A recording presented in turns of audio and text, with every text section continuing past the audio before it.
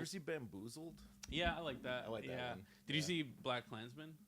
I hated that. I hated that. Yeah, that movie sucked. Me dude. and Nura watched that on like a weird holiday or something. She never watches movies. She couldn't even remember that we watched it. I was like, we watched that. Yeah. God, that movie sucked, dude. That was like one of those films where I was like so upset because everybody. It was like that. I think it was up for an Oscar. Exactly. It's one of the films that like that one and Everything Everywhere were like the ones where everyone loved them and I hated them and I couldn't understand how people. I haven't like that seen shit. Everything Everywhere yet, but people I really like always say they hate it, and then most people say they like it. Yeah. But like my coolest friends say it's bad. I was going to a mic and I ran into Anthony Hernandez. I was like, "What's going on?" He's like, "Oh yeah, I just came from the movies. He loves movies. Everything Everywhere all at once." I was like, "Yeah, you saw it in theaters?" He's like, "Yeah, it was like my 5th time watching it. It's my favorite movie." Dude, he's so weird. He's so funny and weird. Yeah, I love that guy. That's such a funny thing too to be like sincere because I think my opinion is right because I think I feel like I'm a smart movie guy. I'm like I have the right opinion about that. But he's a better objective movie watcher because he's just sincere. He's the real deal. Yeah, basically. He watches like, dude, this is like a good movie. He takes it. He takes it for what it is. He's not over analyzing. Yeah, it. dude. He's not thinking about like the deep themes or whatever. Yeah. Or if this has been done before. I think that's a lot of people. Yes. Yeah. I hit record already. Do you want me to restart?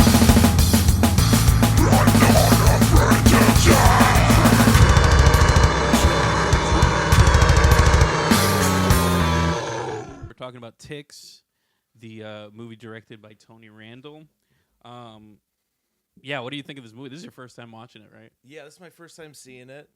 I went in and I was like, I bet this is just like arachnophobia because I was like, arachnophobia. I Googled it real fast. It was like 2 years before, I think. Yeah. I think it came out in '90 and this came out in '93. Yeah, exactly. But clearly, whatever. And it even starts kind of similarly, where, well.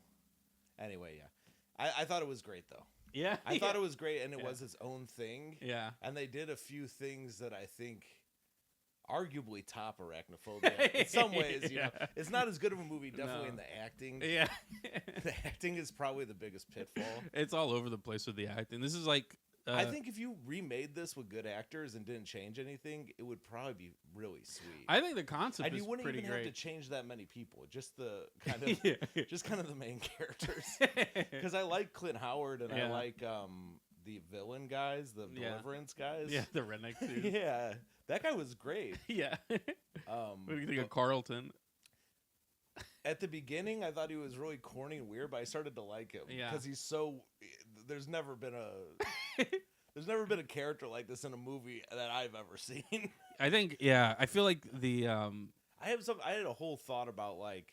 At first, I was like, these teens are taking me out of it. Yeah. But then I'm like, oh, these are all maladjusted teens, and when I thought about it that way, it actually did remind me of friends I had growing up. Oh, really? I hung out with all the weird kids, and they're like full of shit, liars, exaggerating, showing off, and I was like, in the fact that they're so bad at acting, it almost makes it more real. Because this is how people could really be. Like he's the person that you hang out with. He keeps talking about how they're like, I fucking kill people. Or whatever. Yeah, and then I knew that guy. Yeah.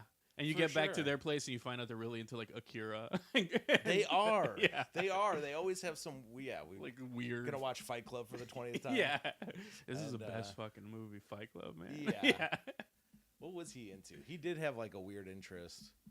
Yeah, there is like it turns out they like anime. Yeah, there's like they weird talk about like murder humanizing thing. I feel like 90% of the time it's anime. Yeah, 100%. It's because you know what he was into? I just remembered. He was into house music, like dance really? music. He was into trance. Yeah, house music, like kind of like flowing kind of dance music. I don't know. And was like obsessed with it. He's like, dude, it's a fucking 90s and he lived in Detroit Gary. house. Dude, we used to go to this guy's house in Gary, and it was like just scrap metal everywhere, all outside his house. Like, I can't believe my parents dropped me off there. It's like, it literally was like the Texas Chainsaw Massacre house. Like fucking, like road hides and people's face masks in outside. Gary. Yeah. The murder capital of the country. Like, at the time, it was like per capita. Yeah, I'm just hanging with my boy. Is that him over there with the chainsaw? Yeah, he just likes to hang around. He had a moped that he like fixed so it can go 60, and we would take it on the expressway. The scrap metal, when you said the scrap metal, is it like it was just like strewn about all over, like his front yard and stuff? Yes, and I had a feeling like the dad was like, maybe I could sell this at some point. Yeah. But it's just piles just of a bunch of engines. Yeah, it might as well have been a junkyard, but like unofficial. And no one cares from the city. There's no HOA here. I found a picture of it on Google Maps. I could show you sometime. And they're probably still there, right? Oh, it's like little landmarks. Yeah, you could tell. His parents might still live there. I don't know. That's interesting. His parents lived in the warehouse, and there was like a trailer next to it that was like his room. And I would spend the night out there and like do my most debaucherous things. We like drink and smoke and and blast music, listen to trance music. Yeah. And he would tell lies like about everybody he knew getting killed or like seeing murders in Gary all the time. Do you remember the dude with the razor blade in his mouth? I keep thinking about that. Yeah, I mean that's a guy. Actually, basically, you're right. It's like a version of that. I can't believe I almost forgot that happened. Yeah. It was just last week. There was a guy we met at a bar who kept swishing around a razor blade in his mouth. Yeah. He didn't have to tell us it was in there. No. He like totally brought it out. I didn't know what was going on. I just saw I thought he was chewing gum, but then I think you realized it was a blade. Well, he pulled it out of his mouth and started playing with it. I was like, "You got a razor blade, dude?" Yeah. And he's like, "Yeah." And then he put it in his mouth. And I was like, "Why do you keep it in your mouth?" Yeah, and he's like, "Yeah, you gotta have it." He says, like, "So I could get through metal detectors." Yeah, exactly. Yeah. Oh man. Like, how many metal detectors are you going through? I didn't go through any metal detectors. He kept dodging questions. It was weird, and he was like, he claimed he had death. He got a death threat from someone. Which People was like, were out for him. Yeah, dude. So he was, which is like that kind of lie you're talking about. A 2-inch wide razor blade in his mouth at all times for self-protection. Yeah, which he kept dropping on the ground and putting back into his mouth. I didn't even tell you this. Did you? Oh no, you saw this too, right? Like. So we talked to him for a while. We got stuck in a weird conversation. We were talking about his grandma a lot. Yeah. And then you said a whole thing. I forgot what it was. You were talking about something, and then he went back to the grandma. Like, he completely ignored your entire story. I tried to change the subject. Yeah. And then he just started talking about the same thing we were talking about before. He was in fucking La La Land. So then we're so we kind of we tell him we're gonna leave, but then we go outside and we end up just talking outside for like another 10 minutes or something. And we might have stayed out there longer and talked, but he got kicked out of the bar. He was out there holding a plastic bag on his head. I think it was a bag of ice from the... Oh. I overheard as I was walking past that he was doing push-ups and smashing beer cans on his head. And then the bartender was handling it in one of the funniest ways I've ever heard. Yeah, she's like, you're self-aware, and that's a good thing. She goes, I think you would do well at other bars, but you can't come back in here. This is not about, it's not about our relationship, but it's just you would handle it better with other people that are more open to your lifestyle. It was so positive. He's like bleeding out of his fucking forehead. The bartender's like a real therapist. Yeah. That's her like night job. She does social work in school.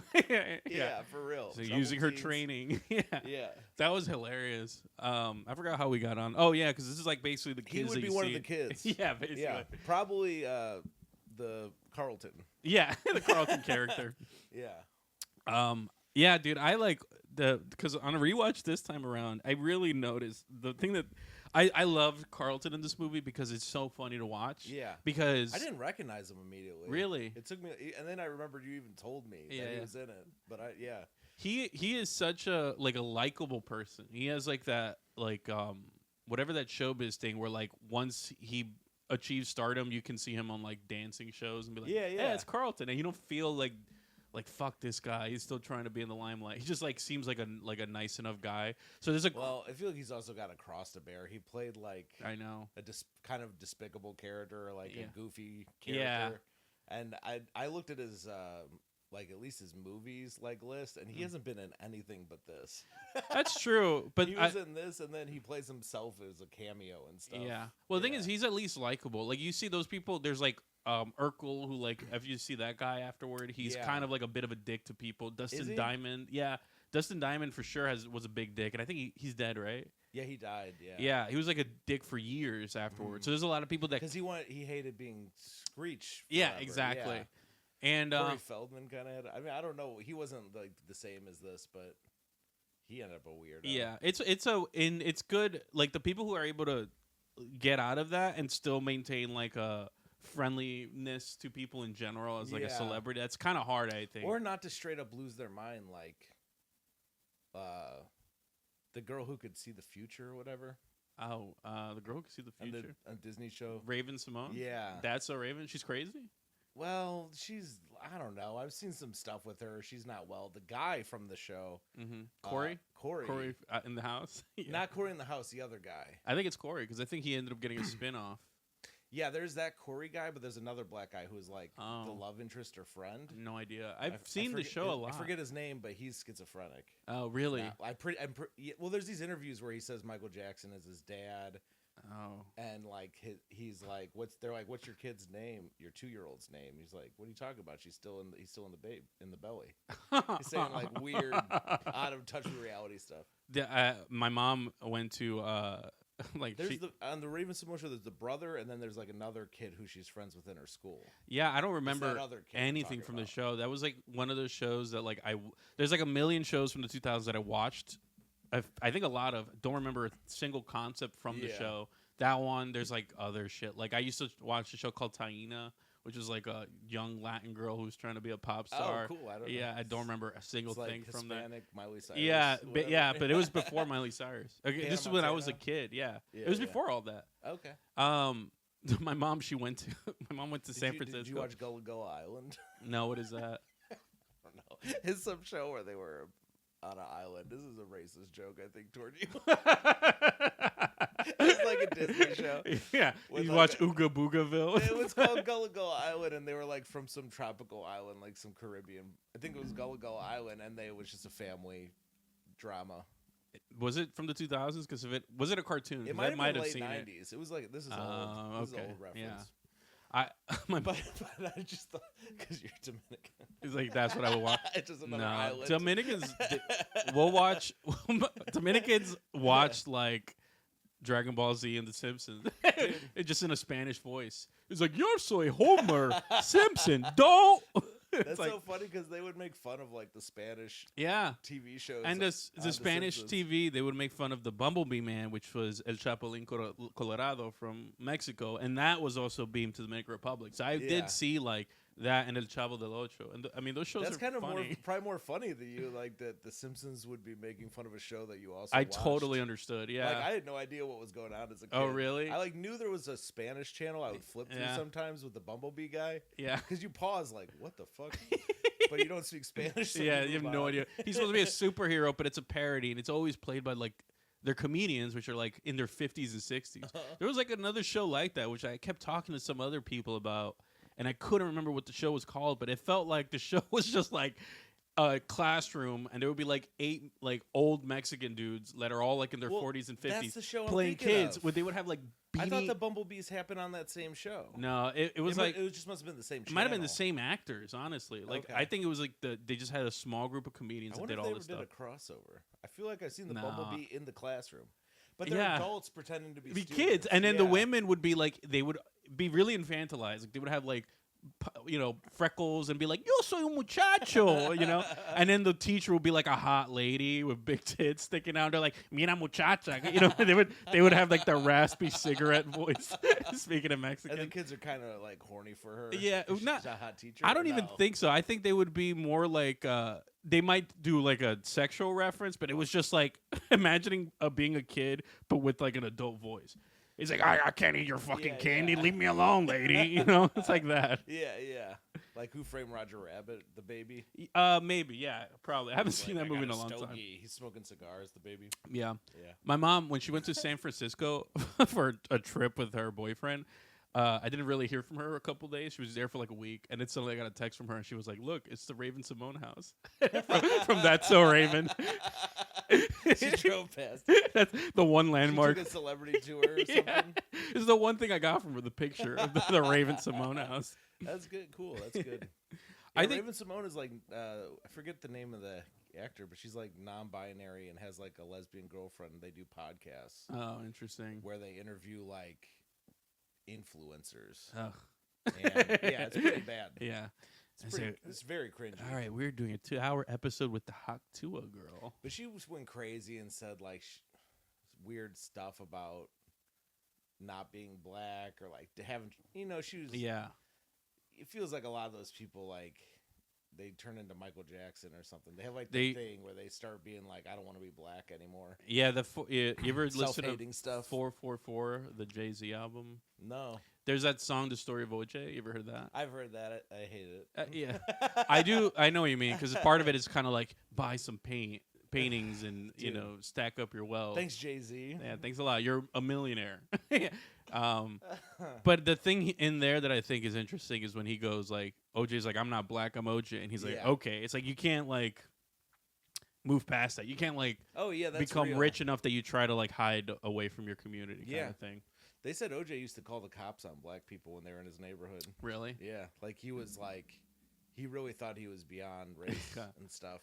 It's like, these are your cousins. Are you sure you want me to arrest them? Yeah, get them out of here. Well, he lived in a rich... Yeah. He didn't recognize his own kids coming to visit him. I was like, is that who they are? I'm sorry, I couldn't see you under the darkness. It was AJ. Yeah. His buddy AJ. AJ, BJ, TJ. Remember, I'm talking about like... Remember he had his friend who had the Bronco? Honestly, I don't know anything about the OJ case. I think I watched the Netflix stuff and I still don't retain any of it, honestly. Part of the story is there's a guy who he's best friends with who just basically worships OJ and drives the exact same white Bronco. Yeah. And instead of OJ, he goes by like AJ. I might be misremembering. That's so funny. It's that is part of the story. It's not your name. Your name's Bryce. And no, it's AJ. He was driving actually his white Bronco. It wasn't his own. Well, that's like a ride or die dude. I wonder if he was like, yeah. Well, he was like, OJ was like his god. Like it was like a little bit too one-sided of a friendship. Yeah, it's like fucking Mr. Burns's friend. That's what it was. Yeah. If like Smithers, wanted to be exactly like Mr. Burns and had like a bald head. Yeah, he keeps imagining OJ like in the clouds, naked. It's like Cupid, Well, the best part about Smithers is he's like gay for Mr. Burns. Yeah, for sure. And that is the best part about Smithers. All right, what a tangent. So I was thinking about this. Like, I do think Carlton is likable, the actor. The actor. And then the role he's playing, he's supposed to be like a punk thug kid. It's so unbelievable. Yeah. But at the same time, at first I was like, yeah, it's unbelievable that he's actually a badass. Yeah. But I think he might not actually be a badass. He's just like a troubled kid. Sure, maybe a little bit, but I think that's I can see that. But I also think, based on like, because I was rewatching and writing some of the dialogue down, I'm like, a lot of this just reads as like a fucking out of touch white dude trying to write black voice. Yes. And maybe Carlton can't even correct him. No. As like out of touch black dude. Yeah, he's like, yeah, I know, sure, yeah, that's how we say that. Choppers, absolutely, for sure.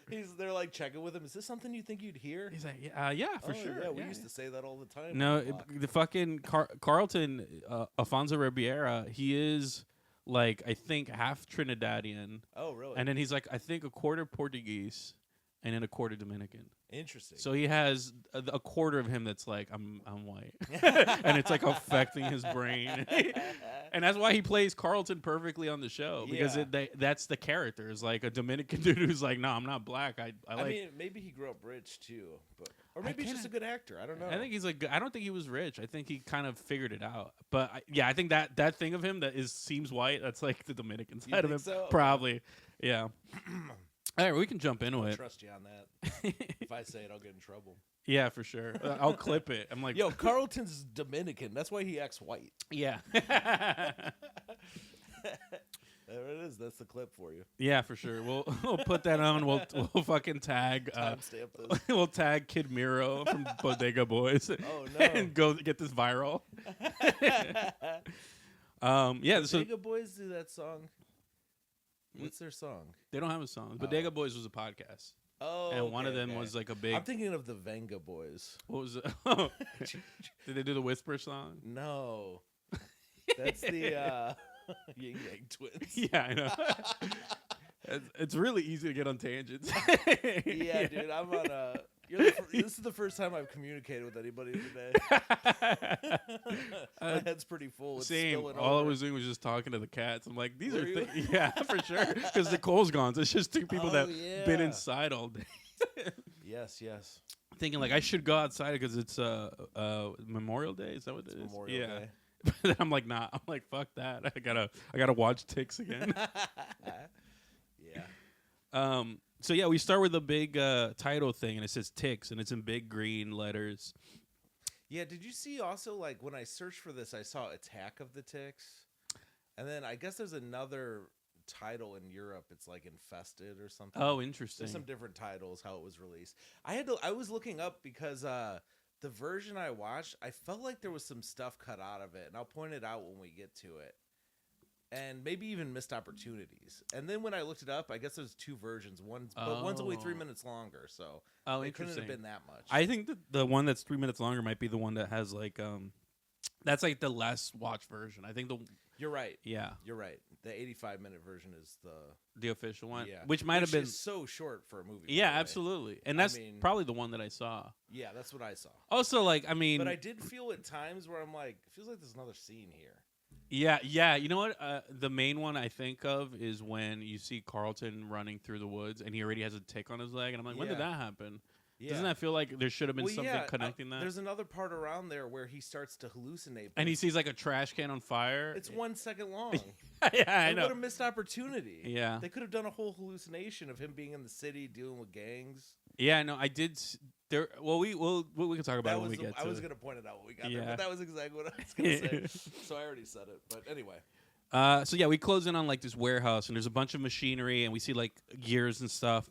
And we eventually find out that this is a grow house for like weed that they're growing. That's right. Yeah. This gave me a vibe like Night Shift. You ever see Night Shift? No, what's Night Shift? Oh, it's great. We should maybe do it. Mm-hmm. It's a Stephen King adaptation about a guy who works in a mill, and it's really a lot about like the company is fucking over all these workers, but there's a huge rat infestation. Oh, and dude. It's also a monster. That feature. rules. We should definitely. We should watch that, and we should watch The Mangler. Have you heard of that? That's on my list. Yeah. Toby Hooper. Yeah, it's a machine that kills people. Yes, it's a laundromat or something. Yeah, I just heard about it. But anyway, yeah, those both those, and I think Night Shift has like, you know, the dude from the dude from Tremors, not Kevin Bacon. Oh, the other guy. The other guy's in it, and he's great.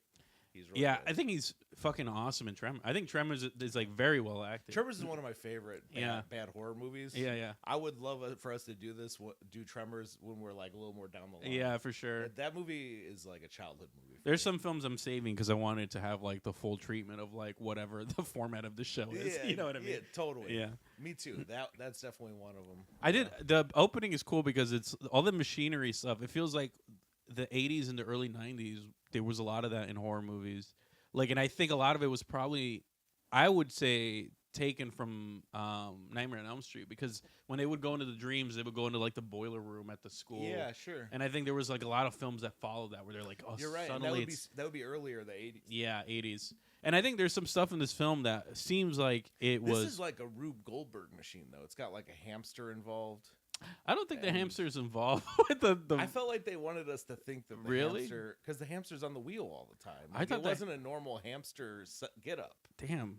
You know what I mean? I thought it was just a hamster that his boy. Dude, that's crazy. We were supposed to believe that Clint Howard built this crazy machine for just putting chemicals into plants. Yeah.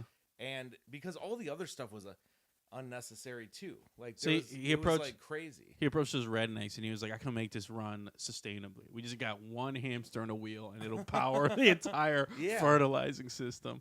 Well, yeah, it was all whatever. By the way, I also I like they reveal eventually it's weed leaves. Yeah. In the basement. I used to help a guy grow weed, and they have kind of complicated setups, but this is nothing. It's absurd. This is so absurd. The most complicated. You know what this does is it's basically the same function as a hose. Yeah, you're talking about the setup that you saw. Like all they're doing is putting liquid for the plants, right? All they need is a hose to do what this giant machine is doing. This is like one of those. They're supposedly making the steroid juice. With this machine. I mean, you're right. I mean, if it's going to be fertilizing it, but I think it's like. This is like one of several things I think the writer didn't know anything about. I feel like he doesn't understand weed, doesn't understand grow houses. I actually think that, though, this is somewhere in between knowledge and no knowledge. Yes, yeah. Because that was what I was gonna say. When I helped this guy grow weed, he'd send me to. He was so paranoid. Yeah. He would pay me to go to the plant store and pick up all these jugs of chemicals. Yeah. Like legitimately, and they looked like they would be like blue, red, green. He's like, go to different stores, give them different names. Yeah. He'd go take these filters and throw them away in a dumpster, not by this house. Like, I was doing those kind of errands for cash. Go to this graveyard, dig a grave, put it in there. I'll dig it out. It'll be it'll be conspicuous. Look around for cameras before you. Basically. And was it like a closet setup? Because I feel like that's always. But this was indoor. This guy's doing like outdoor in this movie. No, but I'm talking about the guy you knew. Yeah, he was doing indoor. Oh, interesting. And hydroponics, so it was like you set up all these like there's like a sprinkler system. Yeah, not sprinkler, but the water actually goes through the bottom of the thing, so it doesn't come from above. The water goes through the soil. This sounds really good in terms of complication. I feel like when I was in high school, I had a friend who was like obsessed with weed, and I feel like he kept talking about like I had a couple friends that were like, yo, I'm gonna grow my own shit. But it was always like, I'm gonna like find a spot in the closet. I'm gonna do this thing. I gotta hide it from my mom. You know? Yeah. I mean, that's kind of how you do it. But if you want to grow like really crazy, like roided out weed, like this guy was trying to do, the pump could have been like a hydroponic system, like pumping water through the thing. But that's not what it is. It's like steam. It's like a locomotive machine that he has. But I mean, like if you had a hydroponic system, there is a machine part that's pushing water through, because it's all about water flowing through the soil, so it pushes water through. It's kind of like running water. It's almost like go to a Chinese restaurant and there's like the flowing water kind of thing. Sort of Buddha. Yeah. And the water's flowing constantly. Yeah, it's shooting out of like a Buddha statue and landing in a koi pond, which is next to a Zen garden. So if you had that track of flowing water and then you just had the different plants like set up in a row down it. It'd be cool if like, you know, those assembly line sushi places. Yeah. Like if it was really like ultra Japanese, instead of an assembly line, it would just be a flowing water, and it would put the sushi on little lily pads. That's a great idea, dude. That you pick out. That's actually great. Yeah. It feels like something a miniature golf course would have too. A miniature golf course. They always have some kind of water. You gotta shoot it through the fucking suit. You gotta hit the sushi shaft and land in the hole in one. Through the windmill. Yeah. So we see like there's a liquid coming out of this these bunch of machines, and the runoff from the liquid is dripping on this tiny egg sac. And that's the first instinct that there's some sort of tick thing. Yeah. Then we cut and we see that with the title, you pretty much the whole thing is set up.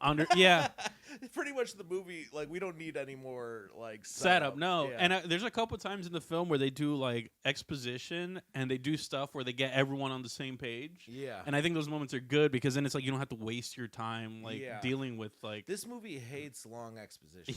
It's which I actually appreciate. Yeah, I think it makes good. The movie really functional. It pops. Like, yes, exactly. It is like it's like both well written and badly written at the same time. There's no meat on the bones. No. Yeah. But it's definitely like if you put this in a movie theater. Oh, wait, that's not the right. There's no fat on the. Or I think you're right about. You're saying meat. Both things are correct. There is no meat and there's no fat. It's just bone. It's just bone. But it's at least this is a whole bone. It's a skeletal movie and it works. Yes. So we see Tyler, who's played by Seth Green, and he's being dropped off by his dad near a bridge. Until later in the movie, I thought this was supposed to take place in New York. Where is it? They mentioned California. Okay. And I doesn't just it feel like saying New York? The city a bunch. Yeah, so I thought it did feel like New York, but I guess it could have been LA too because all the spray paint and stuff. They talk about I guess they talk about graffiti. California, but like watching this, I legitimately thought this was the bridge from New York Ripper, like the same one that they were hanging at. You know what? Also, it kind of now that you say it's California, it actually makes more sense. Yeah, it makes more sense. You know, like the viaducts from Terminator, where they're driving. Oh yeah, it was like that kind of area. Also, even like the concept of like people growing stuff secretly, that was like a big California thing. Yeah, totally. They'd be growing weed. Yeah, especially in the 90s. Yeah, it actually makes a lot of sense. But So Dad wants Seth to get better for some reason. We don't know about this until later on in the movie. So he takes off. And Seth starts having like some sort of panic attack where he's seeing like flashbacks of a forest. And like we hear a child's voice going, help, help in the background. Yep. And it's a little boy like holding a tree.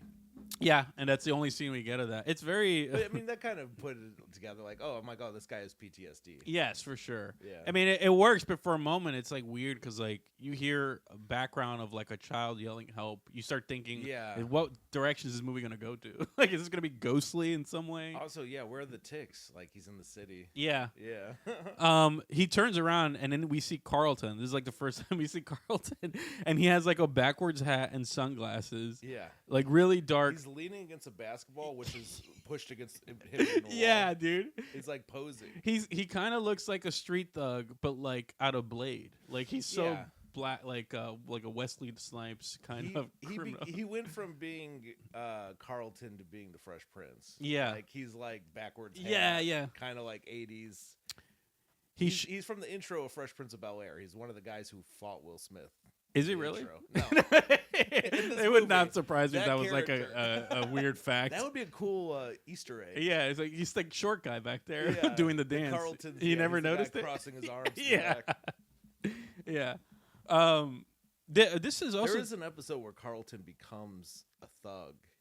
Yeah. A Fresh Prince, like he starts hanging out with all the tough dudes, and he starts talking slang and this stuff. movie honestly feels like it comes out of that universe. Like it feels like he basically does that character in an episode of Fresh Prince. He probably the Fresh Prince. He like Carlton. Whenever he goes, he's like, I'm sick of Will. I'm gonna go to the to this wilderness trip and pretend I'm a thug to these people. Yeah, that's what he does for fun. He's really a rich kid. Yeah. He's just LARPing. Yeah, exactly. LARPing as a thug. Cosplaying.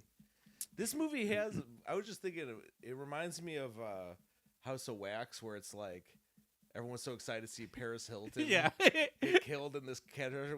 They kind of do that to Carlton. It's like, dude, what happens to him is so fucking crazy. I think it's fucked up. Yeah, dude, I have such weird feelings about it. He has the worst death in the movie. Yeah, and so much. I have such an inkling of a feeling of like so much of this film is like there's like this racist undertone to some of the choices they make. It tries to be a little anti-racist. Mm-hmm. There was some subtle stuff that we'll talk about, but I think it's one of those things where it's like not handled subtly. It's handled by someone who is like, it's like the rape stuff. Like when you watch a film that has like rape revenge, when it's written by a dude, it's definitely not handled with care. So it's like, and then they try to rape the chick, but and the guys are like, it's bad. And that's the good thing. I always suspect that it's just like, I like rape, and I want to make a movie about it, but nobody else does, so I'll just make it bad. Yeah, exactly. And I kind of feel that way about like those movies too, where it's like, I think like Leon the Professional. Yeah, dude. Yeah, I the think pedophile. These movies are written by pedophiles, and they're like, that one make for it like sure. A father figure. Yeah. Type of thing. I just watched another one, Dolls. We were talking about. Stuart Gordon. At the end of the movie, I'm like, who is this adult man who's like childlike? What happens at the end? Do you remember there's like a little girl and she like befriends this random dude? Vaguely, yeah. And then her parents are bad and everyone gets killed except the dude who has like a child, like whatever. Yeah. It's very like pedophile coded. Pedo coded. Yeah. There's like another film, The Man from Nowhere. Have you heard of that? Or The Man with No Face, I think. It's like the first Mel Gibson directed movie before Braveheart. And the story of it is like it's this guy who's like a burn victim, and he befriends this like 12-year-old boy, and they have this unlikely friendship. I've never seen the movie, but I think in the film it's kind of like tastefully done. In the book, they imply like there's sexual relationships and stuff. Yeah, and Mel Gibson. Because I don't think he's like necessarily a smart guy. He never read the book, and when he found out that's what the screenplay was like, based on a book that had that, he's like, "That's fucked up." I did that. I did that film. That rocks. Yeah. Then he said something about the Jews. Probably the Jews tricked me. Yeah. Yeah. So Carlton, he shoots a basketball and it hits rim, which is so funny because that's a good start. Yeah. That was very characterizing of his character. He's like, we're going to play a game, Holmes. He pulls out a switchblade. Here's the deal. You sink a gimme, you live. You brick, you don't. And then he tosses a basketball at Seth Green. Did he already say they call me Panic because I don't? Yeah, he said, right after that, he goes, see, they call me Panic because I never do. Yeah. How about you? I love that, dude. Panic. They call me Panic. Because I never do. That's so, like... It was kind of cold, honestly. It's pretty cold, but it's also pretty stupid. It's like, they call me bitch because I'm a man. It's like, the logic doesn't make sense. Well, sometimes they call Yeah. They call me punk because I'm actually not a punk. They call me tiny because I'm a big guy. Yeah. Yeah, that's Panic. That's because he's never afraid. For sure. It's like two thugs winking at each other. This tag-along is like pretending he's cool. He lives up to his name, I will say. Later on. You don't really see him panic. That's true. You do see his body explode. God, I've got like sunscreen in my eyes. I'm like tearing up here. I think I'm tearing up because of the beauty of this film. Yeah, the writing is just so good. Yeah. I like to think he improvised all those lines. He's like, "You're not going to kill me." And Carlton's like, "Maybe I won't, but I'll have my dog rip your leg off." And then we get a shot of the dog. And then what do you think when you see the dog? Oh, that dog's going to die. You saw that immediately? It's a movie called Ticks? Yeah. Dog's worst enemy? Oh, my. Ticks are like the mongoose to a snake. Or the opposite of that. The mouse to an elephant? The mouse to an elephant. Natural predator. Well, elephants are afraid. I don't know. That's so funny. Something little, it takes down something big. Yeah. Oh, my God. It's like there's a... David and Goliath. Yeah. So Seth, every time he shoots it, he ends up making it. And Carlton's like, again. He's like, I made it. Yeah, well, I wasn't looking. That was cool. I like that. And he makes it again. And he's like, lucky shot again. And it's supposed to be... Because at the end of the film... Carlton eventually like apologizes to Seth Green for like how he was behaving to him, but I feel like the way it is throughout the film, the whole time it just kind of feels like surface level like ribbing. It never really feels like someone being overtly mean, but I think they're trying to play it like he was to Seth the whole time. I honestly took this as like really actually kind of low key well written. That he was just testing him, Interesting. Like he's a guy with social problems, and this is what people do. They kind of like lash out at you to see what shove you a little bit. Yeah. I mean, it's like I was like, it comes off weird because the acting is so bad. Like Seth Green is always making these faces, like he's like looking at he's just like his thoughts are going through his head, and he's like making weird faces. Being all really the time. Sarcastic, but it also kind of tracks for that kind of like dork. Because Seth's like, I don't think he'll kill me. Like, he's like already. He's passing the test, with Panic, and they'll become buddies a little bit. That's interesting. Yeah, it just seems like they're trying to paint it as like this is actually contentious, and then they eventually come together based on like some stuff that we see later on. It just feels weird. And the audience of this has got to be like nerdy white kids, like 14-year-old white kids. I feel like the people who want to be Seth Green, like that's the hero. He's like, I don't know. I just feel like you're supposed to identify with him more than anyone else. That makes sense. I feel like they give Carlton so much screen time, and they do. He is in the middle. I think this is the middle of the Fresh Prince run, so he has star power on some level compared to Seth Green. But I think Seth Green's the main character of this, yeah, for sure. Okay. Yeah, it's just like you know what I mean. It's like I'm trying to think of like another example. But I mean, being having a cool black friend. Like, that's oh yeah. And the white kids are watching. They're like, yeah, man. If he was with me, I'd call him home. I wouldn't even be intimidated by a black guy. At all. Hell yeah. He could sleep in my bed. We'd hang out. I'd give him a wash in the bathtub. He'd be like, yo, Holmes, let's put some DBZ on. He's like, hell yeah, man. Hell yeah, brother. So Van honks, and his woman Holly shows up with her husband Charles, and she says she's a director of the Wilderness Project, which, like, even talking about that, what is the idea of this? They take troubled youth, bring them out to the woods to do what? Just to give them that experience? It kind of seems like they're trying to change them. Yeah, it's like Boy Scouts. Well, there's a scene later where the guy is monologuing about them, and you get the sense like maybe he's a psychologist, and it's like you try to take him out of. There's also this whole like city versus nature thing where it's like this ain't like the city. This ain't like the projects. Yeah, the city has had this horrible effect on all of them. They need to be like out in nature to sort of cure. Yeah, Seth is trying to figure out his PTSD, which in a better written movie, it would work. It would be really good, like the theme of it, because I think the theme of it being like, I love the idea of like inner city people who are maladjusted going into nature to learn how good nature is, and then nature sucks, and it was actually the city that like taught them how to survive. That's like a great like reversal of certain expectations when it comes to these films. It's a little bit like that one Jason where it's like Tommy Doyle is in a psych ward now. Yeah. And then all the other people there. Which is, I think, part 4 or 5. yeah. It's one of the later ones. It's not very good, honestly. It's one of the worst ones, honestly. Oh, then it must be like 5 or 7 or something. It's one of the odd numbers. The even numbers are good. Yeah. The odd ones are wrong. That's actually all the way to 1 because 1 sucks. That sucks. That might be true. Third is pretty bad, but like that's so fun to watch. That's like one where he gets the hockey mask and everything's in 3D. So all the kills are like him throwing an axe and it's going at the screen. Yeah. Also, 8 sucks. So which one was 8? Is that New York? Oh, New York. Yeah, that one sucks. Anyway, but it is like it's a bunch of people with behavioral problems or whatever because they live in the city, according to the psychologist. Yeah.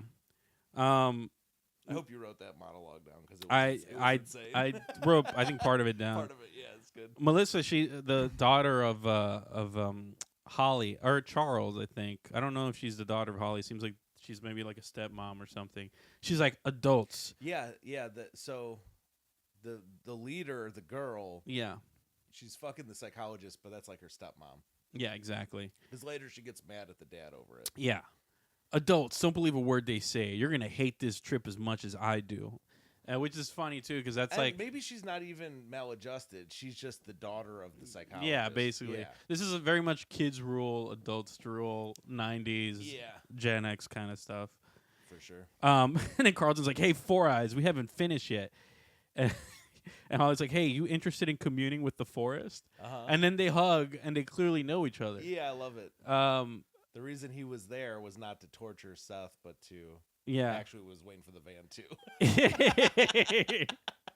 Yeah. He's like, that actually worked on me pretty well. Yeah. I was like, oh, cool. That makes sense. I knew he was going to somehow go with them. Yeah.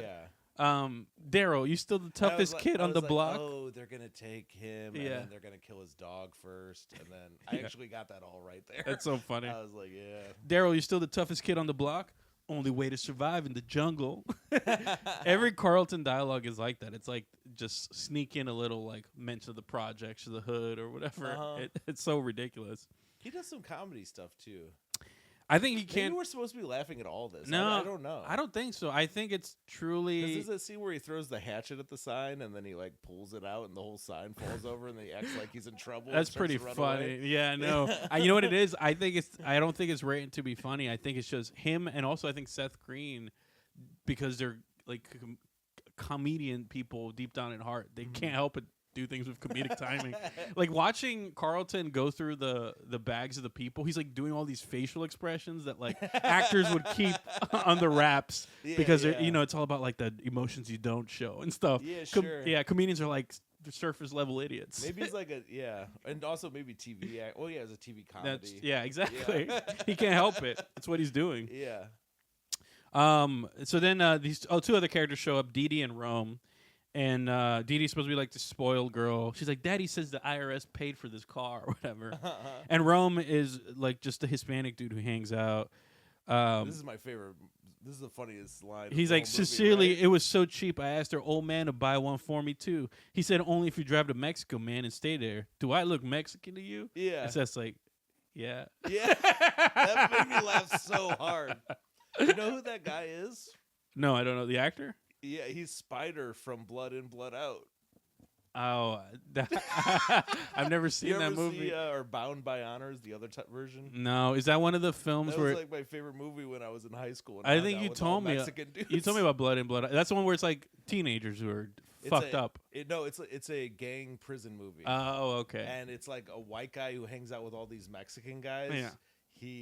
They are getting in gang wars and stuff.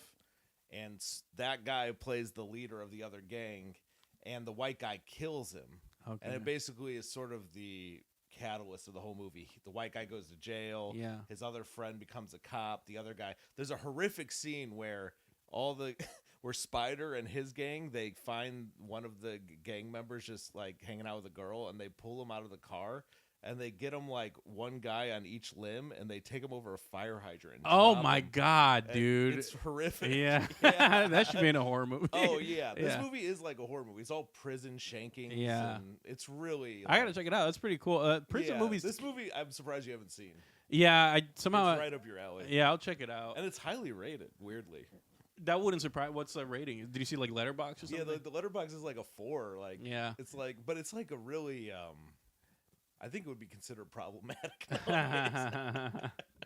It's a little bit white savior. I feel like at some of these, like I keep like watching, like this film, for example. There's stuff in it that's problematic, but then like these films are the ones that people like nowadays. I just find it so weird that like so much horror is like loved by like I feel like pretty progressive, like usually gay people, and so much of it is problematic. It's like this weird thing of like you getting a taste of the dark side. Yeah, you know what I mean?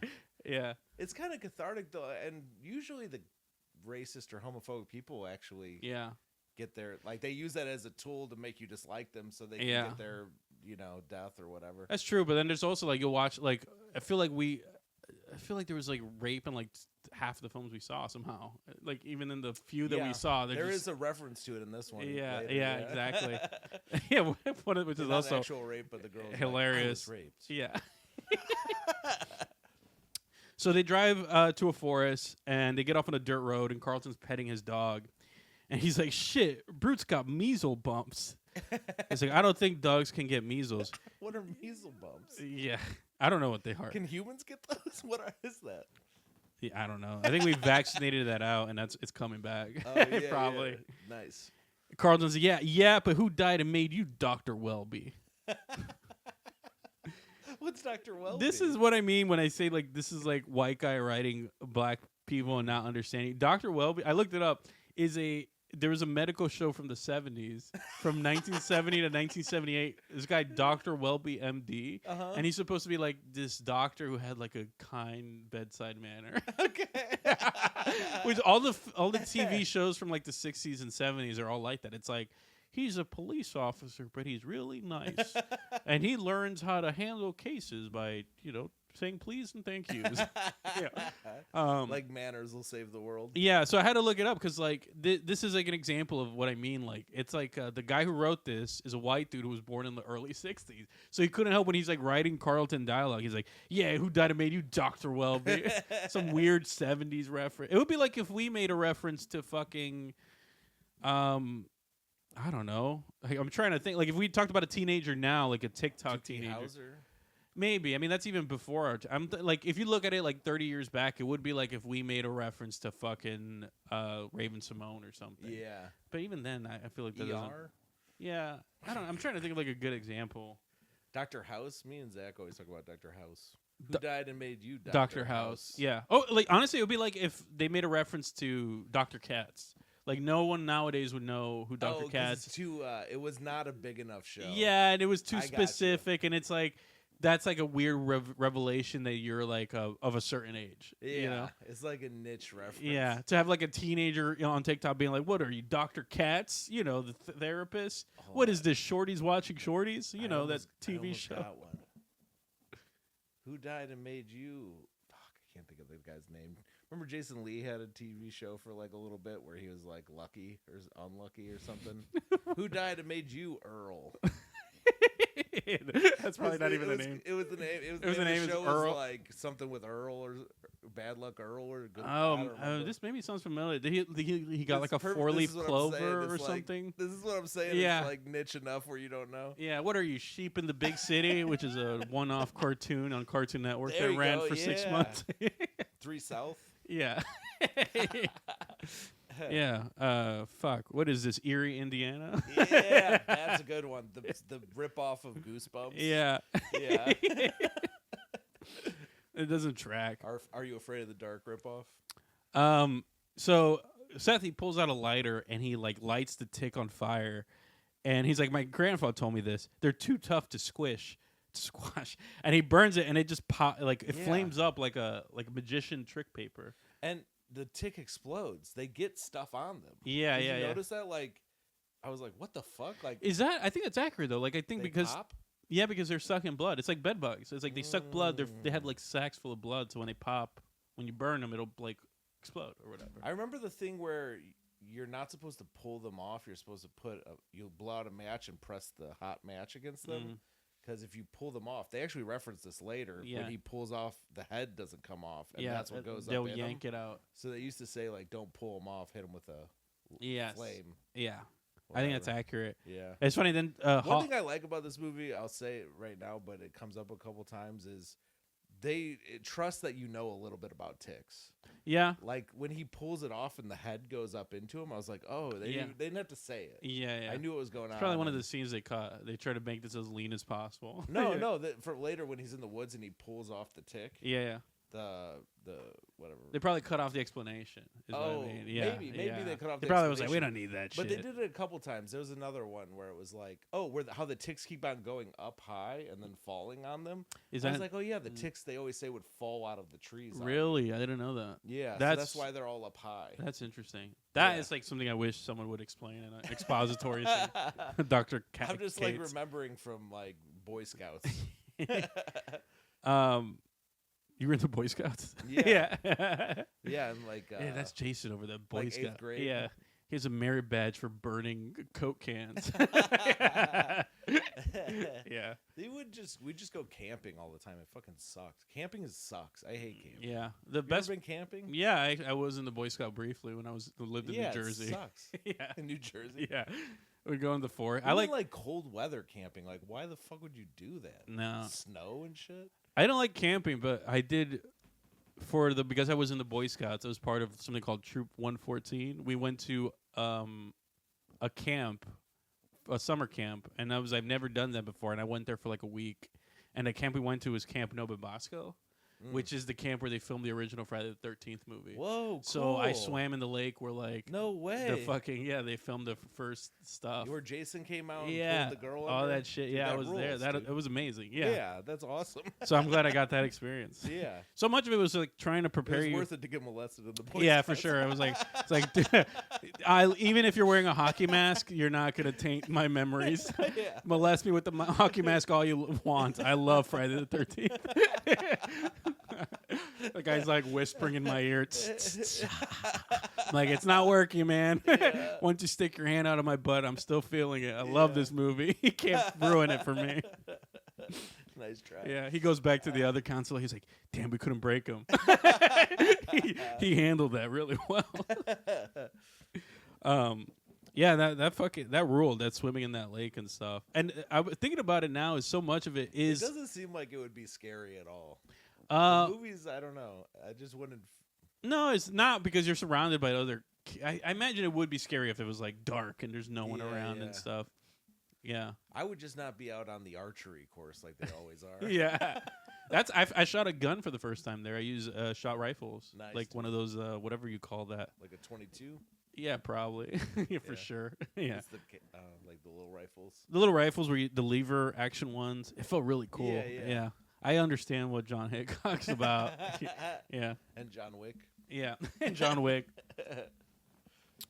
Holly comes back. She's like, is someone burning something over here? And Carlton's like, little man Tyler over here was going to smoke, but I told him it would be rude, stunt his growth. I love that, dude. And then she walks away and goes, I love how he always lies. Yeah, she walks away. He turns to him and goes, sucker. Being a dick. But Seth, like, he's honestly like one of the worst actors I've ever seen. He makes these faces where I'm like, what emotion is he feeling? His face will just kind of like morph through like 4 different emotions. Yeah. And I'm like, I don't know what he's going It's for. like, you know what it is? It feels like he's like a disinterested teen who's like sarcastic or whatever. Like that energy of he like. He looks like he's always about to shit himself. He's always like, he looks queasy. He's like, well, I think it's that energy of like that Gen X, like Daria thing where it's like, I don't really care about society. Oh, wow. You think that you're going to make me look bad by saying that I was smoking? Yeah. That sucks. He almost smiles. Yeah, but he can't. He can't because he has to be ironic. He's like, yeah. He's like holding back a smile. Yeah.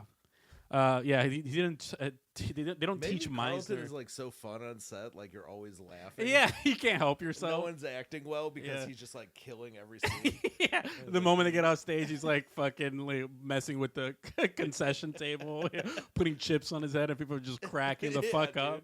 It's like, come on, stop, That's why man. He hasn't got more roles. He's too distracted. Yeah, he's too fun. Yeah. Oh, dude, he took his pants off. It's cracking me up. He's doing the dance. He's doing the dance. Quick. Dance from the dance named after him. Yeah, and that's why the lighting is bad. The directing is bad. It's just people cracking up and fucking up their jobs. No one could perform. Yeah, for sure. He was on set with fucking Alec Baldwin when the lady got shot. Yeah, that's actually what happened. Yeah, it was actually behind the scenes. He was just too funny. Yeah, and someone fucked up the shooting, and someone got hit. Hand him the wrong gun. Yeah, it's like I'm sorry. It was Carlton. Yeah, he was too good. Even the paramedics were laughing when they showed up. Yeah, for sure. And that's why they couldn't give her fucking CPR. Yeah, she died. Yeah, they kept on laughing when they were supposed to be blowing into her lungs. They were supposed to do the defibrillator, but they just kept cracking up because he put it on his ears like their headphones. He was using all sorts of physical prop stuff. Yeah, we needed to use the first aid kit, but he started chewing on Band-Aids, and it was just so funny. He would spit them on the wall like they were gum and go, ugh. Just make us crack the fuck up. Carlton rules. Yeah, dude. Yeah. So the van pulls up to like a rural area, and Carlton doesn't get out of the van because he's like, oh, this is like Hicksville. This is what I was talking about, where I was like, there was some nods to like acknowledgement of racism. Like he looks around and he's like, I'm not getting out here. Yeah, and honestly, like that's like probably like when I was younger and everyone I knew was like Hispanic and black. That's probably the feeling I had around white people for the longest time. Yeah. Yeah. I'm the only black person here. Yeah. I'm not getting out. I'm scared. I mean, literally, there's like a guy who like quickly establishes himself as a rapist. Yes. And it makes, yeah. And the next scene, and it's like, yeah, Carlton was dead on. Yeah, they just kind of moved. He read the room. He read it right. Yeah. He looked around and was like, okay. So he stays behind and he starts going through people's stuff in their bags. And he pulls out a Ziploc bag of pills, which honestly looks like... it looked like little syringes in there, too. No, it just looks like Advil. I mean, I don't think there was any syringe. It just looks like a bag of pills. Oh. Yeah. It looked like all sorts of shit. I couldn't tell. Maybe it was just It just looked like blue pills. And he's like, looked blue, yeah. Jackpot. What's that? See that Cholo's gun? So he's trying to buff up for his honey, right? Steroids. Uh-huh. And then he just keeps that. And he also pulls out he says like something like share the wealth or something. Spread the wealth. He's like, you're just a thief? Yeah. Yeah, he does say something about the thief line, which I don't think I wrote down. But he pulls out a giant line of condoms, and Seth is like, you ever kill anybody? He goes, party hats. Party hat. Jimmy hats. Yeah. He called them party hats. Party hats. Which I love. Yeah. Jimmy hats, yeah. Yeah. Party hats. Party hats, Jimmy hats, Jim Party. You ever kill anybody? What kind of question is that? Pretty direct one. All right, I've killed as many dudes as you bone chicks. You make the call. Yeah. Yeah. And then Seth acts like, whoa, that's a whole That's lot. a lot. He's like, kid's going to be all right. Yeah. That's when he's won over. Yeah, yeah. I feel like. It's so... Seth has proven himself with that joke. Yeah. Yeah, it's so ridiculous. I don't know what to make of this. Like, I don't know. I think maybe it's the acting. I think the writing is also kind of bad here a little bit. Yep. I've killed as many dudes as you bone chicks. You make the call. Seth Green is I think the worst. The weakest one. Yeah. I just have no idea what I'm supposed to think about. Like when he goes, it took me a second to even be like, oh, he's sarcastically inflating his number of whatever. I had to like really think about it because it just wasn't clear that he was being sarcastic. It wasn't a good take. The thing about that though is like, you're right about that. He's act much better in Austin Powers too. He is better in that. He acts pretty bad in this movie, but a lot of that stuff, like him being sarcastic about it, it does read like someone who is like a teenager trying to be sarcastic, like trying to be funny. Mm-hmm. It just reads well, kind of like that kid who's like, oh, so that must be a lot. He's like overacting because that was better. What you just did. Oh, yeah.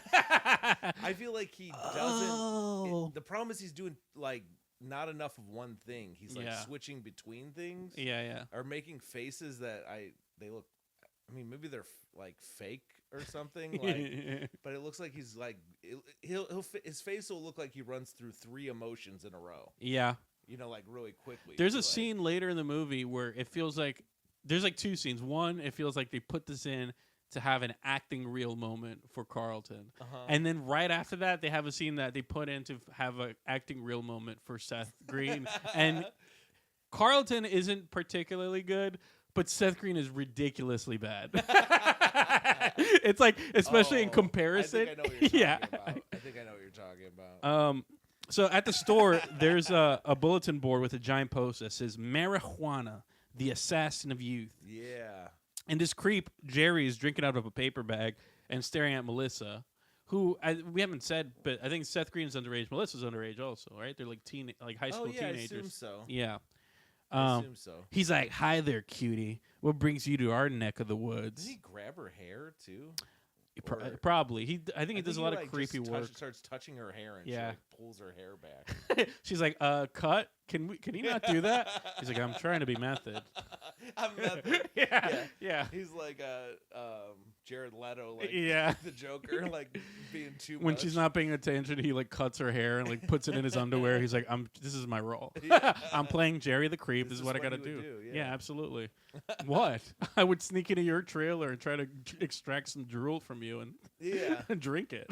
This scene made me think, oh, this guy is coming back later to be a rapist. I actually was surprised that he did it. No, but he doesn't. This scene is so creepy. He does imply he's going to do something like that, but they don't go to that extreme later on. Yeah. Yeah. Well, thank God. I don't think he gets like this. He actually gets creepier on Carlton.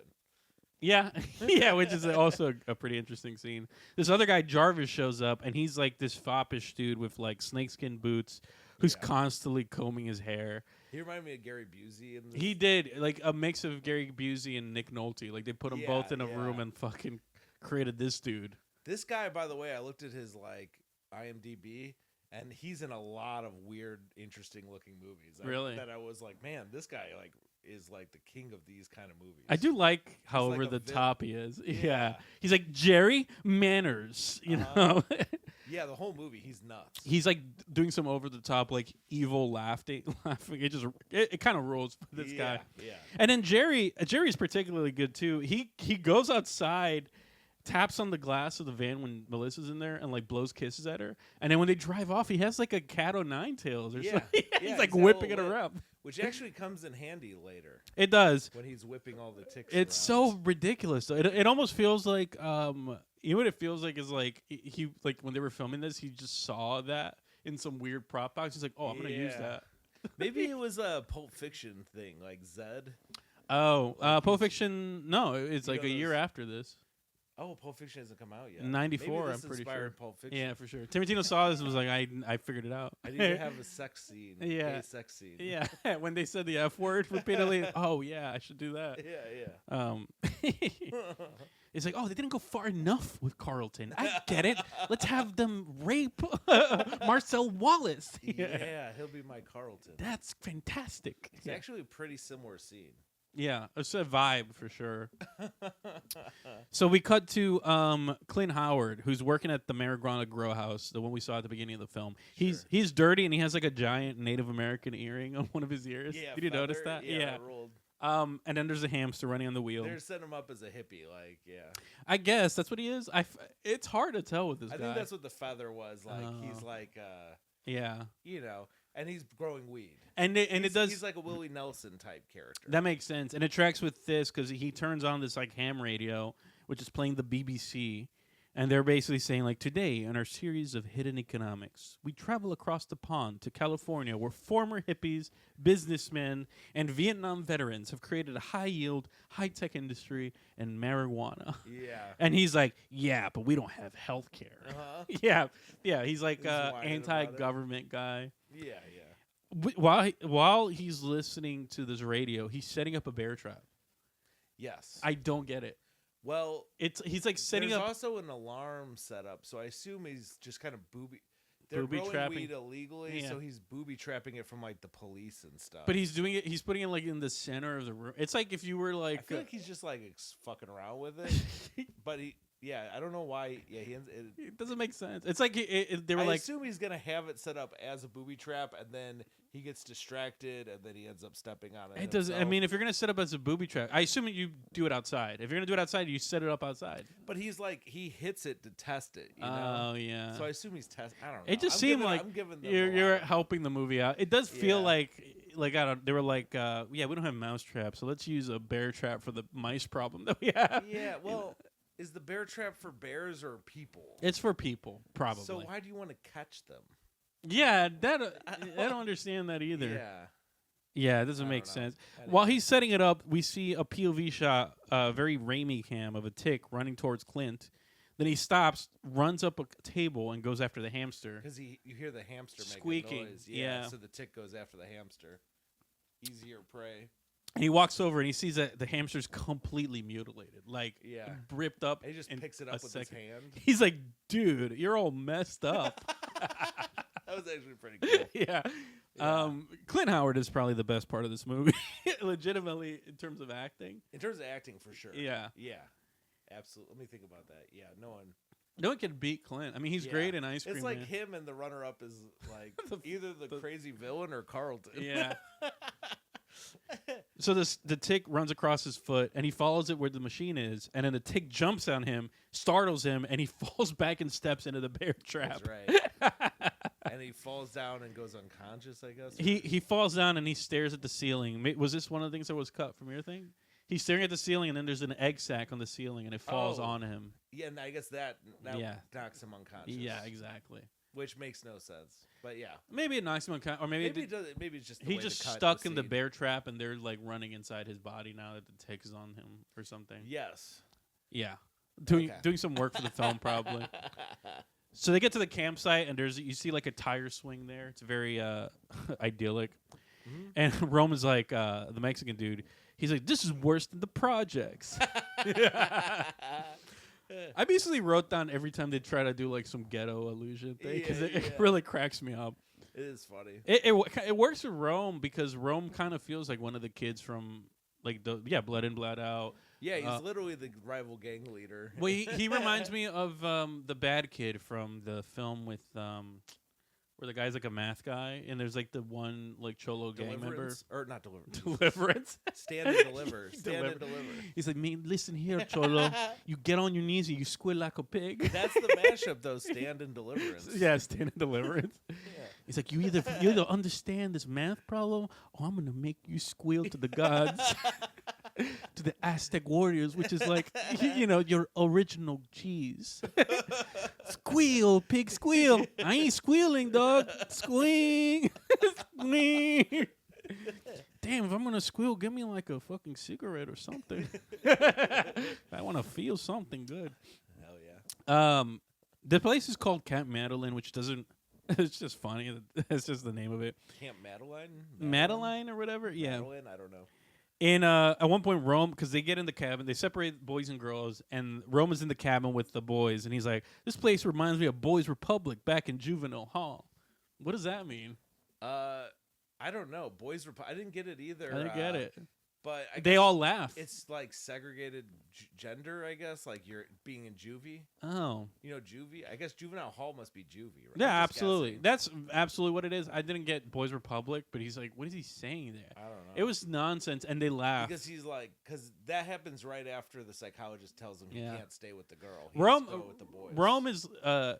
Rome is basically the guy that we met who had the razor blade in his mouth. He said something that doesn't make sense, and Carlton, who's trying to pretend he's thug, is like, yeah, I get that. Totally, man. Yep, just like Boys Republic. Oh, is that a razor blade in your mouth? Pretty cool, man. Yeah, people try to kill me too in the project. Imagine that guy finds his people, the razor blade guy. Yeah, for sure. It's like just a bunch of guys hanging out that are all weird. Yeah, they got like barbed wire through their fucking cheeks. They look like the Cenobites from Hellraiser. Yeah, for real. Rusted nails in their foreheads. And they're all talking about, yeah, man, people are after us too. Yeah. Dude, what was he saying? He said he went to. By the way, we forgot this from the story earlier, but he said he went to Comic-Con and there were people after him. Yeah, yeah. But he's like, I put the razor blade in my mouth and it catch That's how I could get through security in case one of those people looking for me. That's fucking not what's happening. He went to Comic-Con to fucking threaten someone with the razor, smash beer cans on his head in front of fucking Thor. Try and stalk Chris Hemsworth. Try and stalk some voice actor he has a crush on. Yeah, exactly. Like Chris Chan used to do that. I'm gonna go find Justin Roiland. I know he's here somewhere. Justin Roiland's like hanging out by the girls. I gotta tell him how smart he is. Yeah, I gotta tell him that you know what, he didn't do anything wrong. Hitting on 14-year-old girls rules. Yeah. That was funny though. I don't know if you remember that, but when he was talking about like how he was catching the razor blade and hiding it through metal detectors and stuff, you were like, that sounds like something you'd do to hit on girls at the skate park. Yeah, do you remember that? I said that? You said that to him. I said that to him? Yeah. I don't remember saying it to him. There's a couple times you said stuff to this guy who's clearly like mentally unwell. I'm like, oh man, I hope he doesn't turn. I've been taking some liberties with people recently. There was a girl the other day who was kind of like, she's like, oh, you're going to that bar? Say hi to the bouncer. I know him. I go, yeah, I'm not going to do that. Yeah. I'm like, I don't know why these people like they're like mentally ill. Yeah, and they find you. Yeah, you're like a fucking Pied Piper. Like, I am. I really have a thing. Attracts them. I could tell by the way their eyes glow if they have bipolar disorder. They have. Ever read Catch-22? Yeah, they describe it the flies in their eyes. When they have the flies in their eyes, there's like a delusion, a craziness to those people's eyes. Okay. Yeah. Well, I would say it's like a shine, like their eyes kind of flicker like a cat's eyes in the dark. You know. Yeah. Bipolar people have that. Oh, that's crazy. And you can catch it. It's like a defense mechanism. You can. I've been surrounded by this for so long. Yeah. You're probably like, that guy has a good idea. Maybe I should have a razor blade in my mouth. It's all these mentally unwell people coming after me. For real. Yeah. I need some self-defense. So the Seth is trying to get settled in, and he stumbles upon a bunch of egg sacs. There's like one giant egg sac in the closet, and it's surrounded by cobwebs. Yeah. He pokes it with a wire hanger. Mm-hmm. And a bunch of like nasty, like vinegary, like honey, like goop, just falls out. Yeah, little sacks keep falling out. It gives you the impression that these little cocoons will like actually have like a bunch of ticks in them. Yeah, but I think they all have just like one giant. That's what you see tick. later. But at this point, it's like a bunch of big globs come out. Yeah, this is we talked about like. And then Carlton crushes one of them. Yeah, he's like, lovely, but bet that's dinner. And then Carlton stomps it and he's like, not anymore. It's all yours, Holmes. To Seth Green.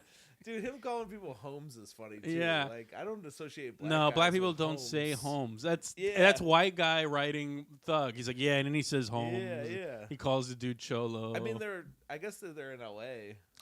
Maybe it's like I don't think there's a lot more Hispanic culture. At most, I think black people might say homie. Maybe.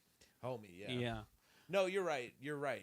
Black guys are not known for saying Holmes, but if he's from LA, maybe he's copying Hispanic guys. Yeah, I don't know. Honestly, I think the guy just wrote he was like, I don't know what kind of. He should have said homie. He should have said homie, but yeah. But I think it's the writer, and I think he's just like, yeah, he's probably black or brown or something. And it's just guessing, you know. Yeah. It is one of those Burger King Kids Clubs, one of each movies. Yeah, for sure. We have like a white girl, a white guy, a black guy. Which, dude, I like when I watch films. Asian girl, Kelly, and Mexican guy. It's the Power Rangers. Yes, It is the same formulation as the Power Rangers. I do like when I see that kind of diversity in films, but the problem is when it's always written badly. Like you watch Community and it is like basically the Burger King Kids Club. Yeah. But it's written well, so like they feel like actual characters. True. Yeah. This one feels like that one Friday the 13th where they have like a Native American in a wheelchair. Yeah. You remember that one? No, I don't remember that. Jason kills him by pushing him down the stairs. Oh my god! And he flies down like a flight of 100 stairs. So Friday the 13th or like Nightmare Before Elm Street? It's one of the Jason movies. Damn, dude. It's 100 stairs. It's one of my favorite deaths. He shoves this wheelchair guy down the stairs. Yeah. and then he flies down it almost like you're taking a mountain bike down the stairs like. And then when he lands and the wheel is like turning, you zoom in on his eyes, and there's a single tear going. They littered. Jason littered on the landscape. Yeah. I might be misremembering, but that's the one where they have like one of every race. It's got to be from the same time period. It is. It was a big It was a thing they did. 80s, 90s. I feel like the 70s was really diverse. The 80s they try to do something with that where they try to whiten it up, but then when they try to do it, it was like, I don't know. It was like Blockbuster. Like someone somewhere was like, "This is how you get people to watch. You need a film that gets everyone involved. So you got a black, you get a Chinese, and then they do that and it's they do it bad. Always a Chinese or Asian girl. Yeah, and then one white guy and one white girl. So you get one of each. Yeah, of them. You get a black and a Mexican. They're both gang members. Never a black girl, but a black guy. And then when you get an Asian person, if it's mid to early, maybe late 80s. You make them have an accent, you know. They know karate. They know karate. When the people learn better, then what they did is they go, let's just have an Asian person, but they're just kind of quiet. So we don't have to write dialogue for them. It's kind of chill and stuff. Yeah. So outside of the outside in his own cabin, Charles is talking to a voice recorder. And he's talking about these kids like they're animals and savages, which I think is so funny. He's so objective. They bring their every man for themselves instinct fostered by urban living. Yeah, scientific. As I expected, the subject's first reaction was one of disassociation. He starts commenting on like Rome, who's like bench pressing a log. I didn't write down the full monologue, just like the bits and pieces that were funny to me. Yeah. And Dee Dee, who's like watching a portable TV, and then he talks about Kelly, the Asian girl, the quiet one, who barely appears in the film. A prisoner of her own troubled mind. In the end, I feared this group will not successfully bond. Well, I thought this was actually kind of interesting because it sort of reveals how the writer wrote each of these characters. Yes. So he goes, the couple are ignoring everything. Yes, yeah. The black guy is being aggressive towards it. Then that's where you see him throw the hatchet at the side. Yeah, yeah. And then the Asian girl is, a prisoner of her troubled mind. She's avoiding it, yeah. And then Seth is just having like an anxiety meltdown about everything. You're 100% right. This is literally like the through line of every person's character arc. Yeah. It reveals their one flat character trait. That's so funny. This is one of those moments where it definitely feels racist because it is like the black guy's aggressive. Yeah, and he's like talking about them like they're fucking monkeys, basically. Yeah. Like the black dude and the fucking Hispanic dude, and he's just like, yes, these urban savages. This guy is kind of a villain, honestly. He is, and that's why I don't totally hate it. But watching this time around, I was like, what the fuck is this? It made me hate the writer for a second because it's like he's Jane Goodalling like some fucking like teenagers, you know? Yeah. Yeah, this is one of those examples where I was like, fuck this guy for writing this shit. This probably does take some influence from the Jason movies, because now that's reminding me of the one Jason with the telepathic girl, and they're in the cabin with that psychologist who's like a piece of shit to her. It has to be, because they're in a camp, and there's like bunk beds. Where they're living at is Jason stuff. And even the exec is like taken from Alien. Yes, for sure. Face That's huggers. what I was thinking with the also the shadow through the sand. Yes, where when you there's a scene where you see the inside of the egg out towards the girl. That's exactly from Alien as well. Yeah, for sure. Which I don't know if that's like I honestly don't know, because this is produced by Brian Usna, who was a guy who did, I think he I might be wrong, but I think he helped produce the original Reanimator movie. He was like a guy who did help produce B movies in the late 80s, early 90s, mid 90s that are kind of like horror movies that aren't necessarily great, but they have great creature effects. Okay. So the one that he's did that helped, I think, direct that was really good was Society.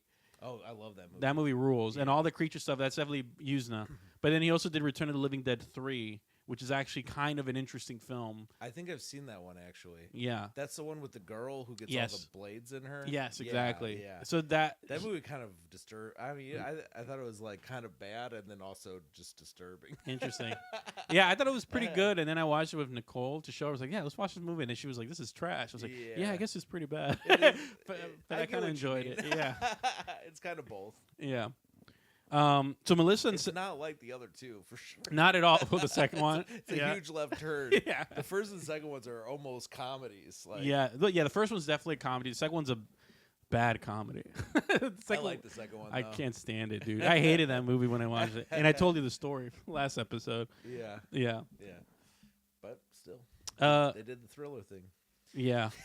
we gotta watch the fourth one just to see how they fucked it all. I haven't seen the fourth one. Yeah. No, not at all. And there's a fifth one, too, I think. Oh, my God. That's crazy. It just sucks because, like, the first one is amazing, like so amazing, and it's directed and written by like someone who just knew everything about. I do like in the second one that they brought back two of the characters from the first one to kind of do something similar. To do shtick. Yeah. Basically. To like sort of be have like an evil. The two guys shitty at their job that died in the first movie. Yeah, they came back, and then they're robbing graves. Yes. Yeah, that's kind of cool. Their storyline is. In a different movie would have been better. Like I like the idea of like. Bringing back a interesting. It's like an Abbott and Costello thing. It's like suddenly they're also like explorers in this movie, and the next one they're detectives. It's like, that. Whatever. Yeah. Put them together. And they die in every movie. Though. Yeah, basically. That's kind of cool. Like Kenny from South Park. Yeah. So they go out into the woods, Melissa and Seth, and she's complaining about the woods and saying that like all this like poetic stuff about how she hates nature, saying it's like suffocating and vile and full of rot. Yeah. She's dead on. I'm like, dude, she's right. And the film kind of works with that thesis. Meanwhile, Seth Green's having a panic attack. Yeah. He's like, oh, no, I'm alone with the girl. It's not that, though. It's what we find out later is, like, his dad left him in the woods. Yeah. Which is the funniest. Sorry to spoil two backstories here, the Kelly girl and Seth, is ridiculous. It is. It's so ridiculous. He tells her not to move because there's something on her back, and basically she turns around. There's a giant fucking tick like on her back. It's still halfway in the egg sac. Yes. So it's all slimy and everything. So he tries to use a stick to push against it, and it starts biting. It's like I think. It's biting her, or it's pulling at her with its claws and biting the stick. Yes, exactly. Yeah. And she's like, "Get it off me, Tyler!" And he does. And there's like a giant black print on the back of her shirt. It looks all covered in goo. Yeah. Yeah, it looks pretty good. All the effects of the bugs and stuff look pretty good in the movie. They do, and I was happy too. Like they didn't do the whole arachnophobia thing or like Jaws where you don't see it very as much. Yeah, they're all over the place. You get to see them like basically from the Clint Howard part on. Yes, they're basically. all over. Yeah. She's like, "What the hell was that? I don't know. I want to get the hell back to Arizona." Okay, random weird detail. Yeah, I was just thinking of Boston. Yeah, I was just thinking of Boston. Sorry, I wasn't. Yeah, sorry, I was just thinking about Boston. They go back and they try to tell everyone about the ticks, and no one believes them. And and Seth is like, he's doing the classic like ironic like teenager thing. He's like, great. Classic story of adults not believing their kids. Yeah. What do you think of that? Like some meta comedy of how these horror movies are. Yeah. Like, no one ever believes the kids. I don't like it. It's weird lamp shading to try to like hide that. What is that? That's my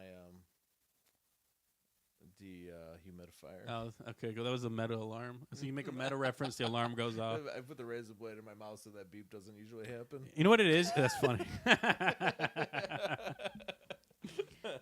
This writing reminds me of some of the weird meta writing they do in like the contemporary Marvel films, where it's like, I don't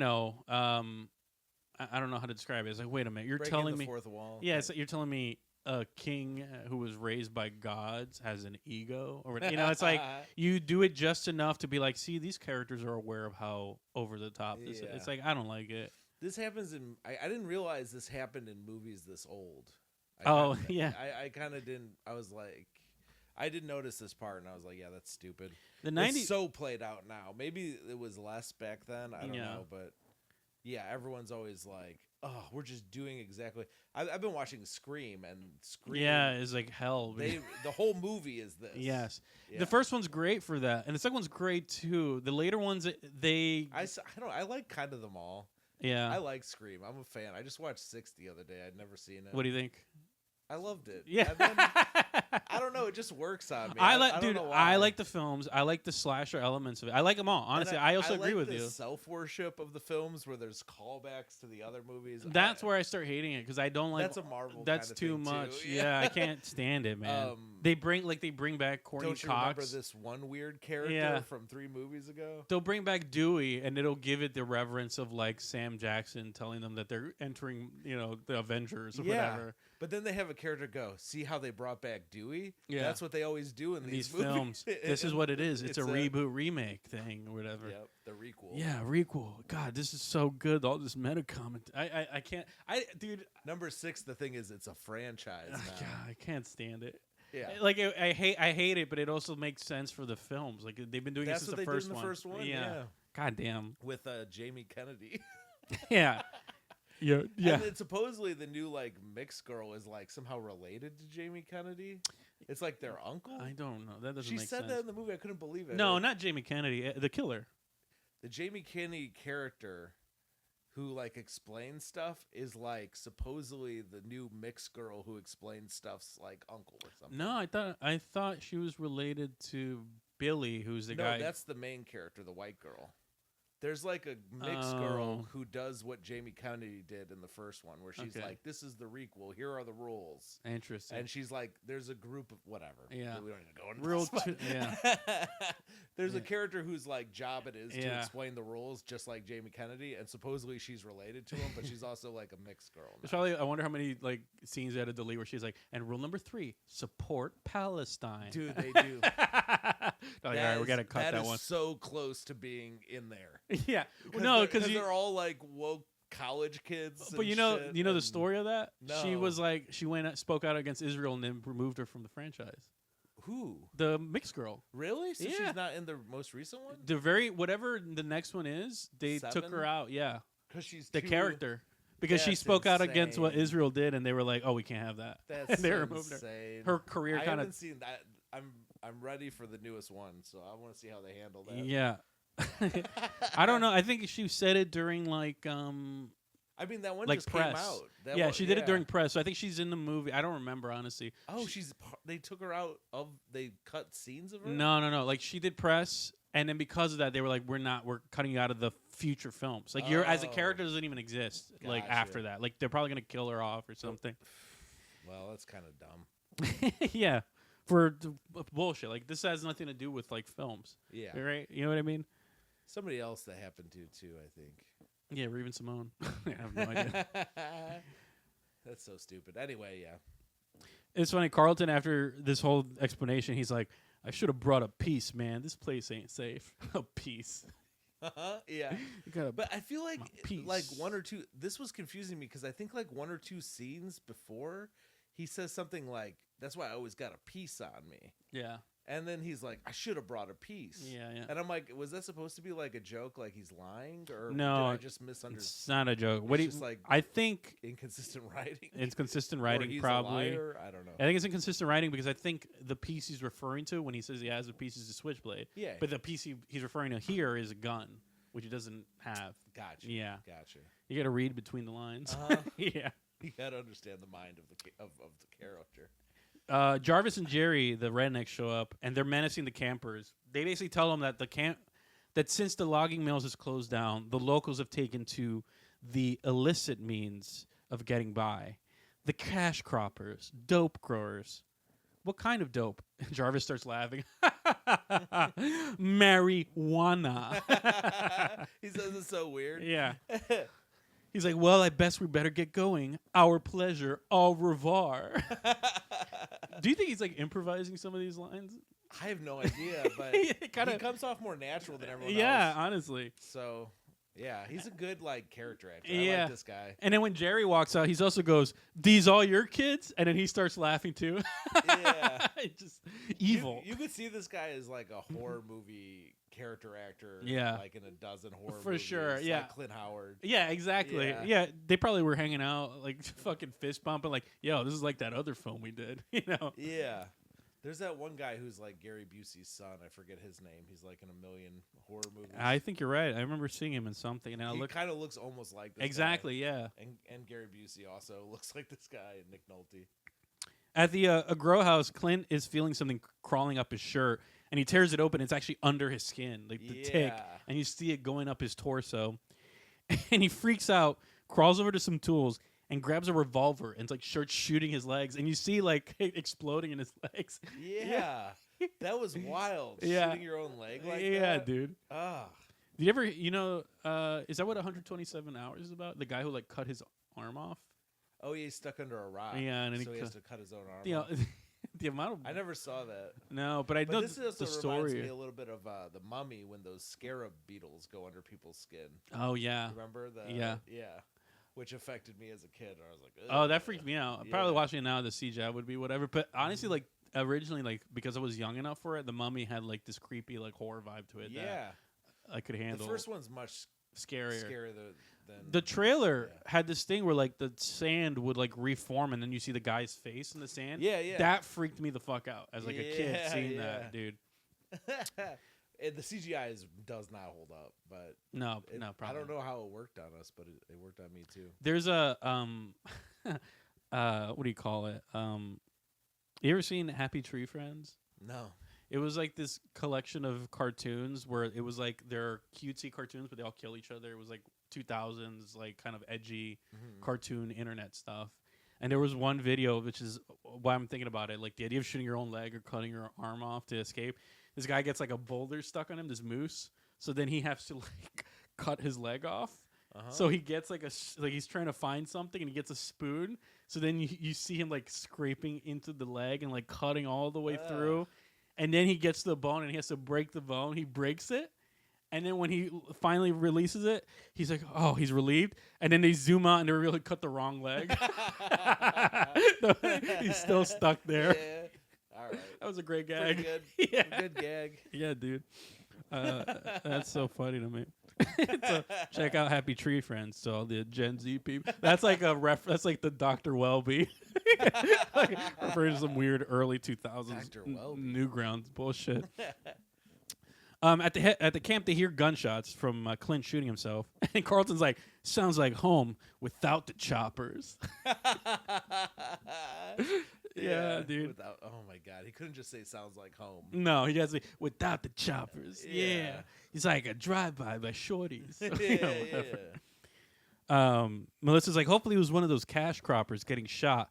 You didn't believe that, did you? God, you're so naive. I'd rather be naive than a spoiled bitch like you. That's funny. Like, hopefully it's one of those sharecroppers getting shot. Like, marijuana was like so demonized in the 90s, and it's funny that it's just like now perfectly legal. Yeah, absolutely. And people don't realize that people were getting like I think there was like mandatory minimums on weed where if you had like an ounce of weed, you go to jail for like 3 to 8 years. And it fucked up people's lives for bullshit. And you'd be like a felon, and it was. It was a felony charge. It's worse than a DUI.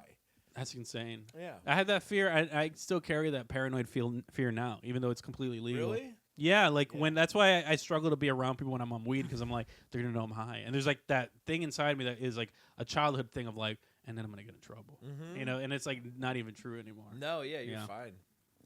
But my mom, all that shit's gone. But they were like, it was like a gun to your head every time you smoked weed. Like, exactly. I'm gonna get this is gonna ruin be in my trouble. life. Yeah. If you open the window, you gotta have sploofs. You gotta all this like weird. You're gonna have to check that box on all job applications. Yeah, for sure. They're gonna drug test me. I gotta take cranberry pills and drink a lot of water. Oh yeah. Get your buddy's pee. Yeah, that hasn't been a thing for me in years. Do they drug test? I had to get drug tested for my recent job. Really? Wow. And they were testing for weed too. Damn. They're like, even though it's legal and whatever, it's like still federally illegal. So it's against some bullshit. Yeah, but they're like, listen, we didn't find any. It's a huge company, is why I think, because I'm like, this is the dumbest thing I've We ever didn't heard find of. any drugs in your urine, but there was I don't know how to describe this, but Sour Patch Kids. It came up in the samples. Are you doing okay? I put the Sour Patch Kid because it kills all the drug atoms in the piss. Really? Yeah. There was also the sugar, the sours in there. Suck on a penny and put a Sour Patch. You dip it in like the little when you have a ring pop and you dip it in the powder. You dip that and you suck on that. You sneak the powder in. Yeah. They made me, dude. The piss test was crazy. I had to take all my stuff out of my pockets and put it in a locker. Yeah. And they don't want you to fake it. They, I have like me basically. Interesting. Yeah. That's funny. If they like smacking your legs to see if you have a hidden bag and it pops. Yeah. Oh, Oh no! That's my colostomy bag. See the liquid running down my leg. Yeah. Oh no! I peed myself again. Just covered in pee bags. That was the thing. I just pissed out on my nipples. Is you put the pee in a condom and tie it to your dick. Yeah. So then sometimes they'd watch you, so you'd pinch a hole in the condom and act like that was your dick and squeeze out the pee. Yeah. But but then your ego, you have like a giant dick for like a prosthetic, a big fucking massive dick. They sell like fake dicks that you piss out of. Yeah. My friend's brother used to do this, and he would get his kids pee. he had like a 5-year-old. Yeah. He'd make the kid pee in a cup and then tie it to. He'd go do the whole thing. Yeah, there was weed in there. It's like, fuck, my kid is going through my stash. Oh yeah. Then you're fucked. Like your kid test positive. Damn it, he was eating those firecrackers. Yeah, which is what happens in Blood In, Blood Out. One of the kids gets into the heroin. It's a tragedy. That's so funny. So Carlton and Rome, they're pouring gas in a fire pit, and they set it on fire, and there's like a huge explosion, and Charles comes out freaking out. He's like, "Are you trying to start a forest fire? Now, come on, guys, you can't be that stupid." They also interrupted his lovemaking. Yeah, he was banging Holly. Yeah, and which is great because he tries to apologize, and then Melissa's like, because he says he's busy, and she's like, "Busy doing what? Screwing Holly," and storms off. Busted. Yeah, and everyone was like, "Damn, she got him." Yeah. I mean, she did. That's pretty funny. Panic hits him with how we supposed to know? We never made a campfire before. Yeah. We're just some maladjusted kids. Yeah, I'm just from projects. All I eat is fucking welfare cheese. It's not my fault I'm naive. Yeah. Sorry. We didn't have fun in the projects. All I would do is just scrape spoons against the floor to make shanks. Yeah, we was cold in the winter. We never made a campfire. Not at all. You ever slept with the oven door open to keep the house warm? Sorry. You got to cuddle with the cockroach. Yeah. Hey, we not like you, man. I make money from collecting beer cans and then sell it at the scrapyard. Yeah, you ever sold a radiator that you stole from the neighbor's house? Yeah. That's how it is in the projects. Yeah, man. Yeah, man. Teach me how to make a campfire. Oh, so hold on. My cell phone's ringing. Oh, that's Uncle Phil. Give me a second. Hey, Uncle Phil. No, I'm just out here. Code switches. Yeah, rich kid Carlton. No, I'm just out here enjoying the breeze and my vacation. Okay, bye. Yeah, anyway, the projects, man. What to do. The hood. Don't be fresh with me, pal. Homes. Outside, the dog is smelling around, and there's like a POV shot of like a tick running towards him, and it bites him.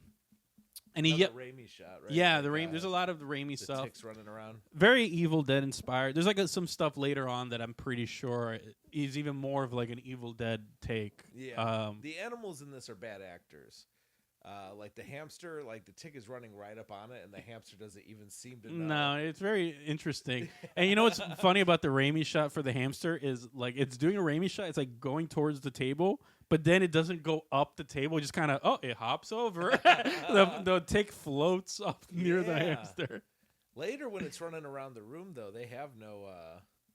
They seem to have like the ability to run really fast. Yeah, for sure. Up everything. And go all over. Yeah, why didn't the hamster recognize that the thing was looking at him? The hamster had no reaction. In real life, it's like a camera zooming in on a hamster. The hamster's like, whatever. Yeah, they've done this shot 40 times. Jesus Christ, take 43. Okay, Kubrick, this isn't The Shining. Okay, this is Ticks. This is a fucking prima donna hamster. This will probably be played on the Sci-Fi Channel mostly. Yeah, basically. This is like really reminded me of. Back in the day, I would watch the Sci-Fi Channel a lot, and they would have each day of the summer would be like dedicated to a different monster. Yeah, and they would do like all day long. It would be like mermaids. There was one day I remember it was all mosquito movies. Yeah, and that's how I saw Mansquito, which probably should be on our list. Did you ever see? There was I remember it was a Sci-Fi Channel, I think. Or it might have even been like the History Channel or some shit where they did they put together this fake documentary, and the documentary was like supposedly they found a mermaid, but it's fake. It's entirely fake. But they put it together as like a very real documentary. Okay, that mermaid thing sounds like also the alien thing. Do you remember when they? Yeah, that was the late 90s, early 2000s, the alien autopsy video. Alien autopsy. Yeah, and I wonder if the mermaid was like, let's try and do it. Let's try to trick people. It didn't get me, but it's like you're watching. I'm like, what the fuck is happening? Like, did I just watch like Blair Witch Project or something? No, yes, where it's like, but they never revealed that it was fake or written. Like they don't like the credits was like documented by. It was like they really try to get your ass. Yeah. And I remember looking it up online, and there was like there would be like comments from like 15 years ago, people on the A&E IMDb page being like, "Wait, was that real? What the fuck?" I was just turned the channel on and I saw that they said that mermaids are real. Is that for real? Can someone confirm with me? And then below it is like, yeah, I worked on that. It's real, man. The government. I love that guy. On the internet. He's like, no, man, I was there. Yeah, the government's hiding shit from you, man. I did the boom mic. Yeah, I was the grip stuff, man. It was really sick. I actually touched the mermaid's hand. The mermaid took us to his colony, and I met his family. Yeah, it was really weird. Yeah. They have hands and opposable thumbs, but they don't have fingerprints. It's very strange, man. Tell everybody. Using them to do crimes because they don't have fingerprints. They can get away. So apparently, they have these systems that really can figure out if there's going to be like underground or like nuclear submarines going after them. So what they do is instead they go out with fishing boats and they send the mermaids underneath and they attack the Russian warheads. Tell everybody about this, man. It's pretty sick. Yeah. The mermaids are actually the original succubuses. No, that's succubus. The sirens. They are though. That is what the sirens are. Yeah, they sink. Yeah, they say it's like manatees or whatever. Like, like the manatee, maybe the shape of it in the water. Like, it's like a bunch of like drunk, like beautiful. Damn, this is a fucking. I've dated a few manatees. There's a sexy, there's a sexy ass torta in the water, dog. 4 a.m. at the bar. At the bar. I'm going home with the manatee. Oh yeah, dude. The gills on the side of her neck. It's like a literal manatee. With the flipper for a fucking leg. Her whiskers. Yeah. I try. Yeah, man. She always loves to eat my fucking Haagen-Dazs ice cream from the fridge. Take her to bed and I just rub it all over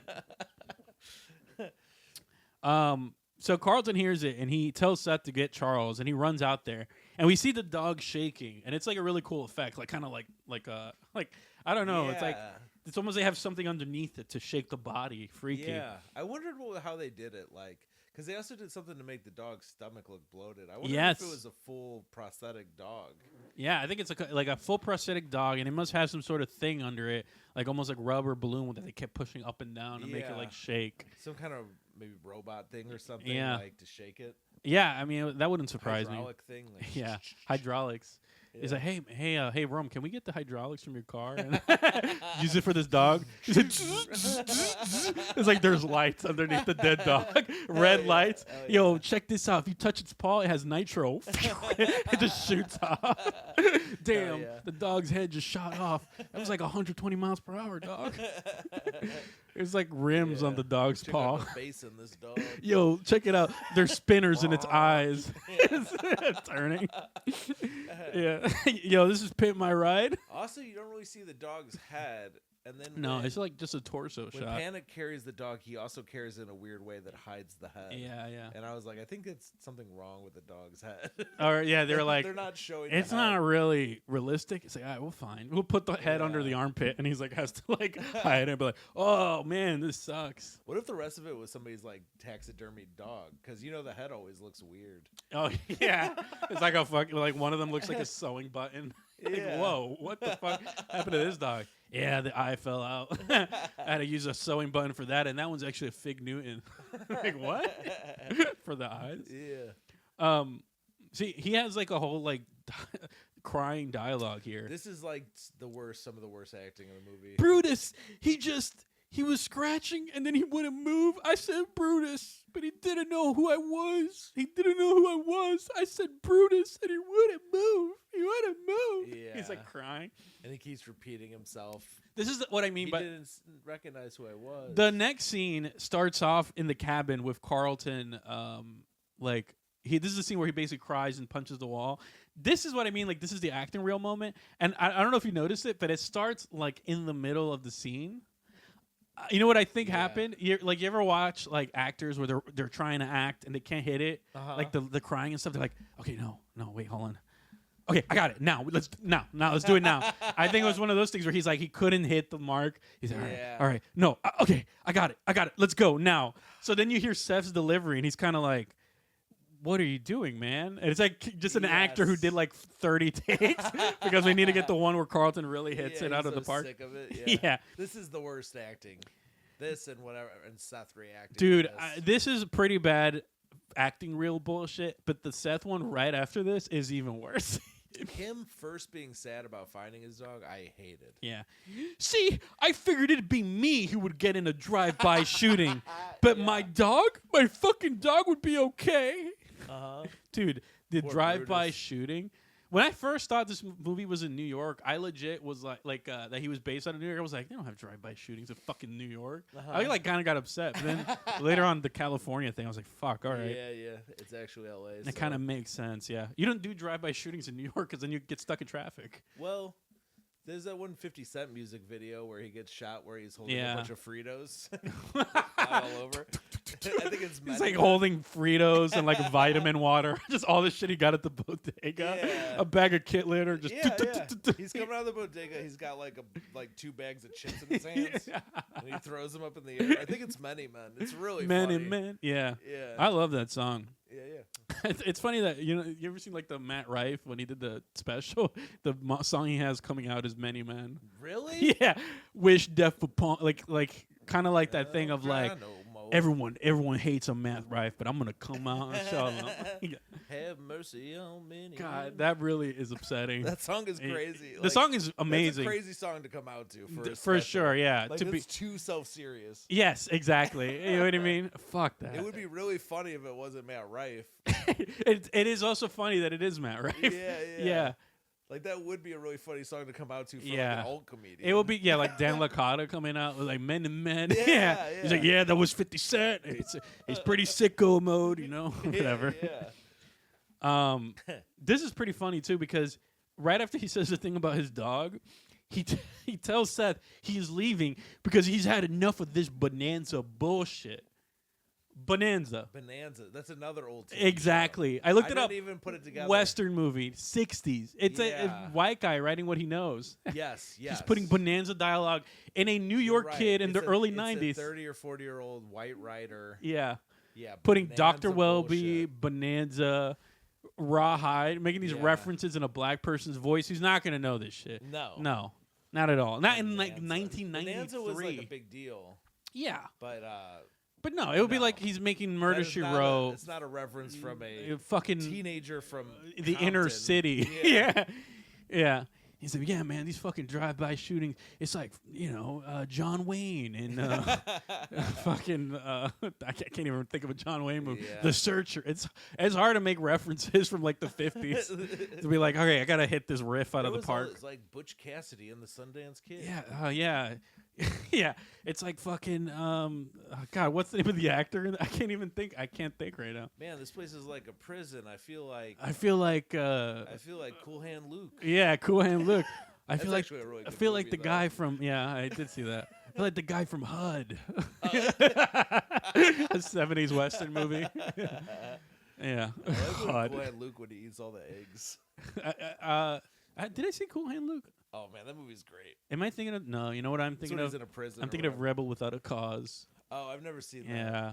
Cool Hand Luke is a prison movie. Mm-hmm. Yeah, I gotta watch that. That's one of the ones I missed. They did a bunch of prison movies at the Music Box. Oh, dude, and they showed Escape from New York.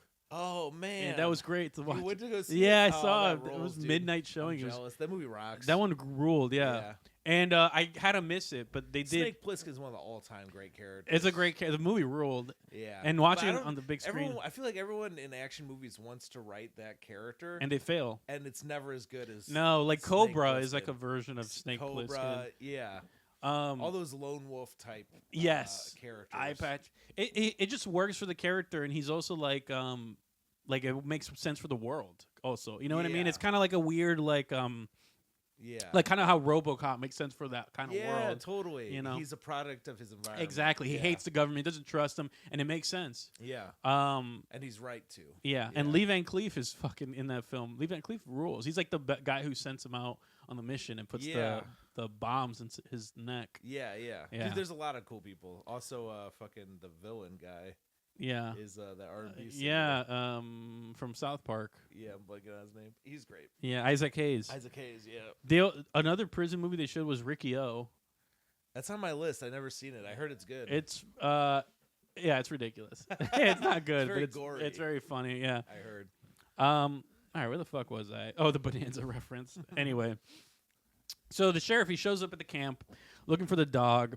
And when he shows up, you also see there's the egg sacs on the logs by the camp signs. Sure. I do like that when there's certain scenes by the woods where they're showing you ahead of time, they're growing. There's more egg sacs. The efficiency of the movie is you see them in the woods and it pans out and there's egg sacs on all the trees and you're like, okay, makes sense. There's going to be a bunch of ticks. Yeah. I think it's pretty great. That was the point too where I realized this ain't going to be there's a thing they do in these kind of monster movies where there's they're getting swarmed by monsters, but for some reason they're all in the same area, so they're able to burn them all or blow them all up at once.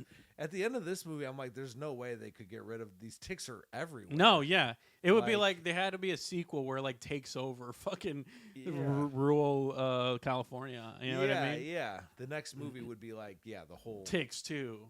Yeah. Yeah, honestly, at the end there's this they do the thing it's going to be in the city for ticks too. Yeah, but no, I mean honestly, it didn't burn everything. They're alive. They're infecting. Running from the flames. Yeah, for sure. The sequel should have been they get a bunch of poachers out there. They're like, yeah, there's a bunch of this out here. We need to get rid of them all. Yeah. It's fucking tick hunting season. It's like Night of the Living Dead, then Day of the Dead. Yeah, exactly. Where it's now the whole world. Yeah, now everyone's in a bunker and they're racist. Yeah, the Day of the Dead. Listen here, you Jamaican piece of shit. I'm the fucking military here. And I'm There's ticks everywhere. Yeah, you fucking. I was gonna say Jungle Bunny. Surprise, your kind usually resembles the ticks. Of course, that's what you are. Yeah, you guys are bloodsuckers too. You're a fucking vampire as well, huh? Why don't you go drink your fucking hooch just like a tick drinks blood? I'm making a connection here. What are you, Asian? I crush your type as easily as I crush a tick. Yeah. What are you again? Trinidad? Fuck you. Which Caribbean shithole are you from? Southeastern Asian country. Yeah. It's a guy trying to be racist, but he can't clock it. He's like, are you Malaysian? Yeah, what are you again? You're Filipino or something, huh? What's the difference between Native Hawaiian and Samoan? Huh? Yeah. You're you're part of the Hakalua tribe of the New Zealand? What the fuck is that? I don't get it. That's true. What is that? Oh, you're light skinned. I don't I'm very confused. Yeah.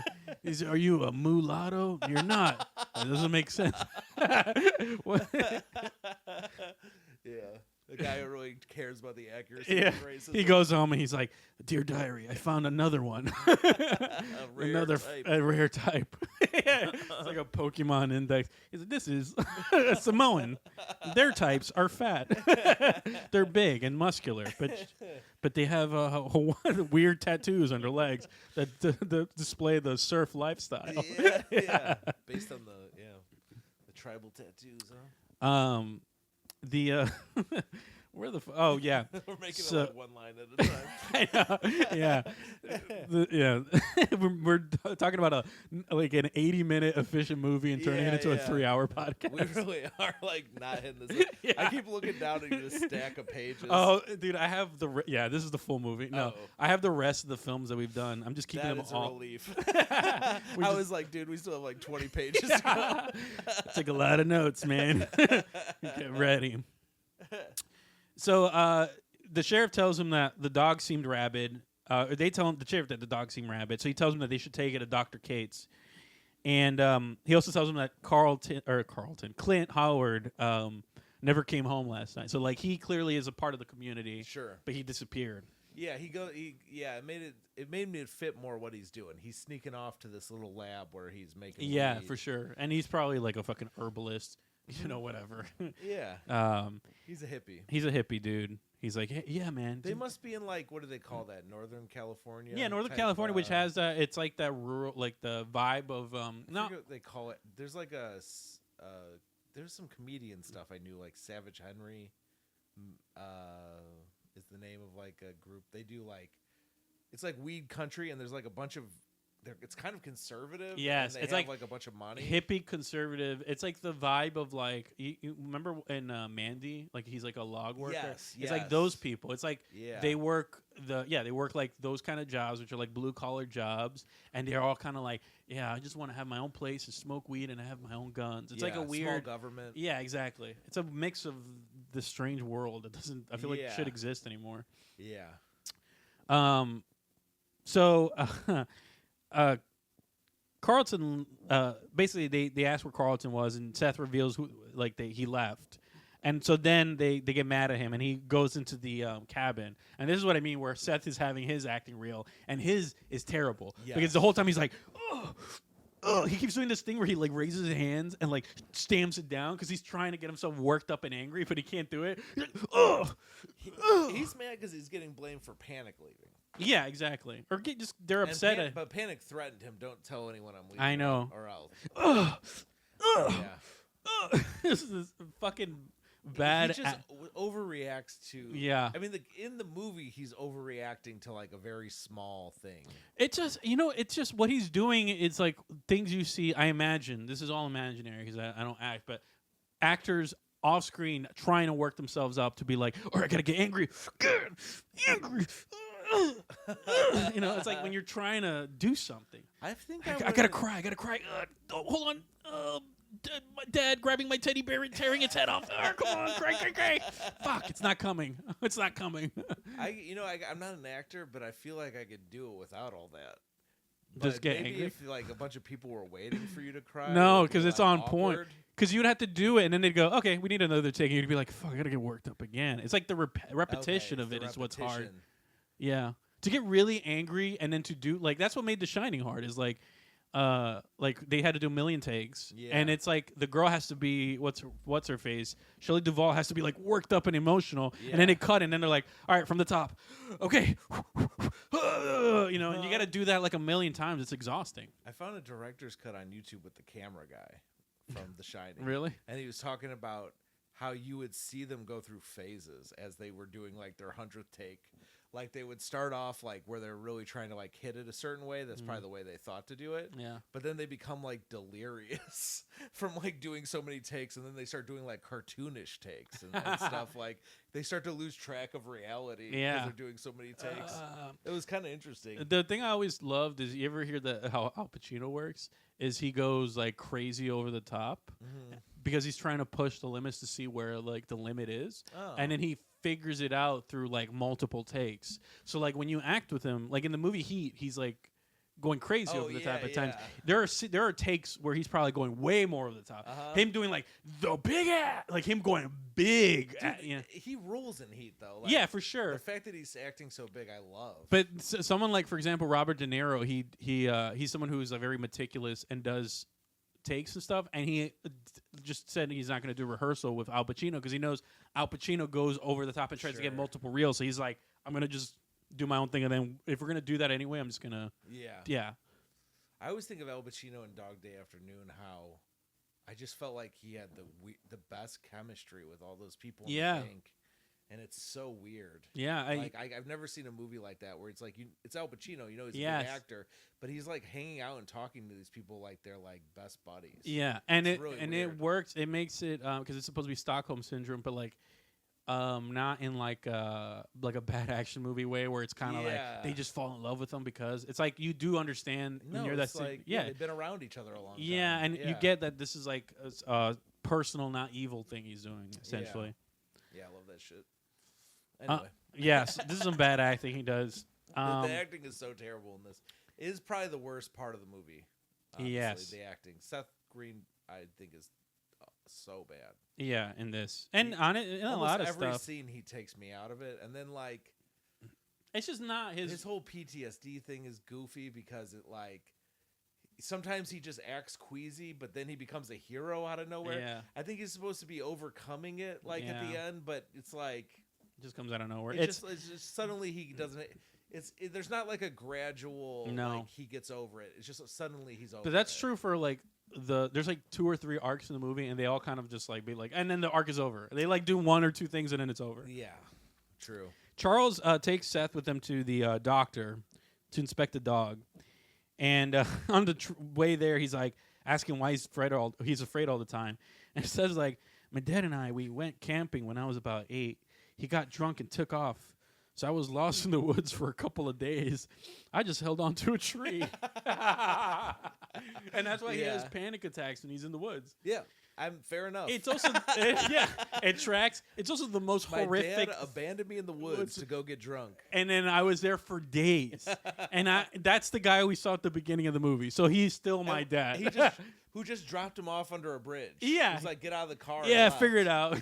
Like, literally did the exact same thing. The film could have started with him throwing his son out of the moving vehicle. Yeah, exactly. It's okay, bye, Dad. He's like scraped up and bleeding. Yeah. Does he not have a mom or something?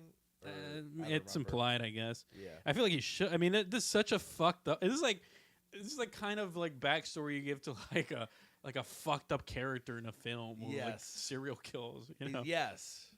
But instead of just this goofy Seth Green guy. So then we get to the doctor, and the doctor stuff. This whole doctor scene is actually, I think, amazing. I liked it. Yeah. She tries to extract blood with the syringe from the dog, and she's like, "Strange, can't seem to find any plasma. That means something draining your dog of all its blood."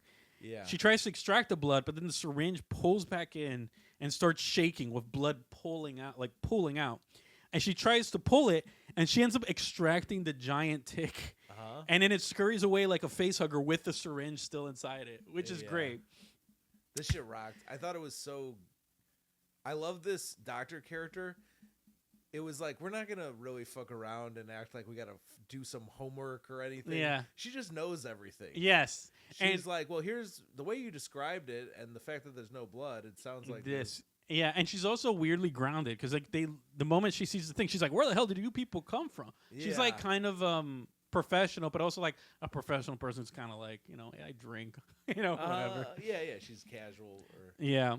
So they all try to find the tick, and they're going all over the place looking for it. There's like a scene with him crawling on the ground, and the tick scurries away. Seth Green. Yeah. But then eventually it like lands on this blackboard. There's lots of this scene was making me laugh a lot. There was lots of stuff where like it's like slapsticky. Seth like is down on the ground looking under something, and then you see it scurry behind him. Yeah.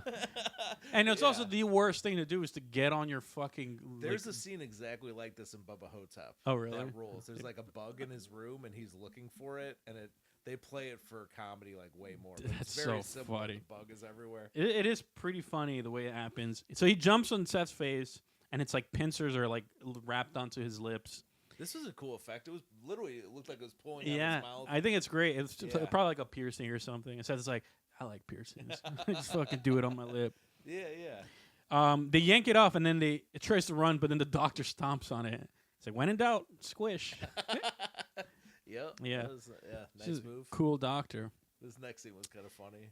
The whole explanation. She cuts open the tick, and the cutting open of the tick and the special effects for that look amazing. Yeah.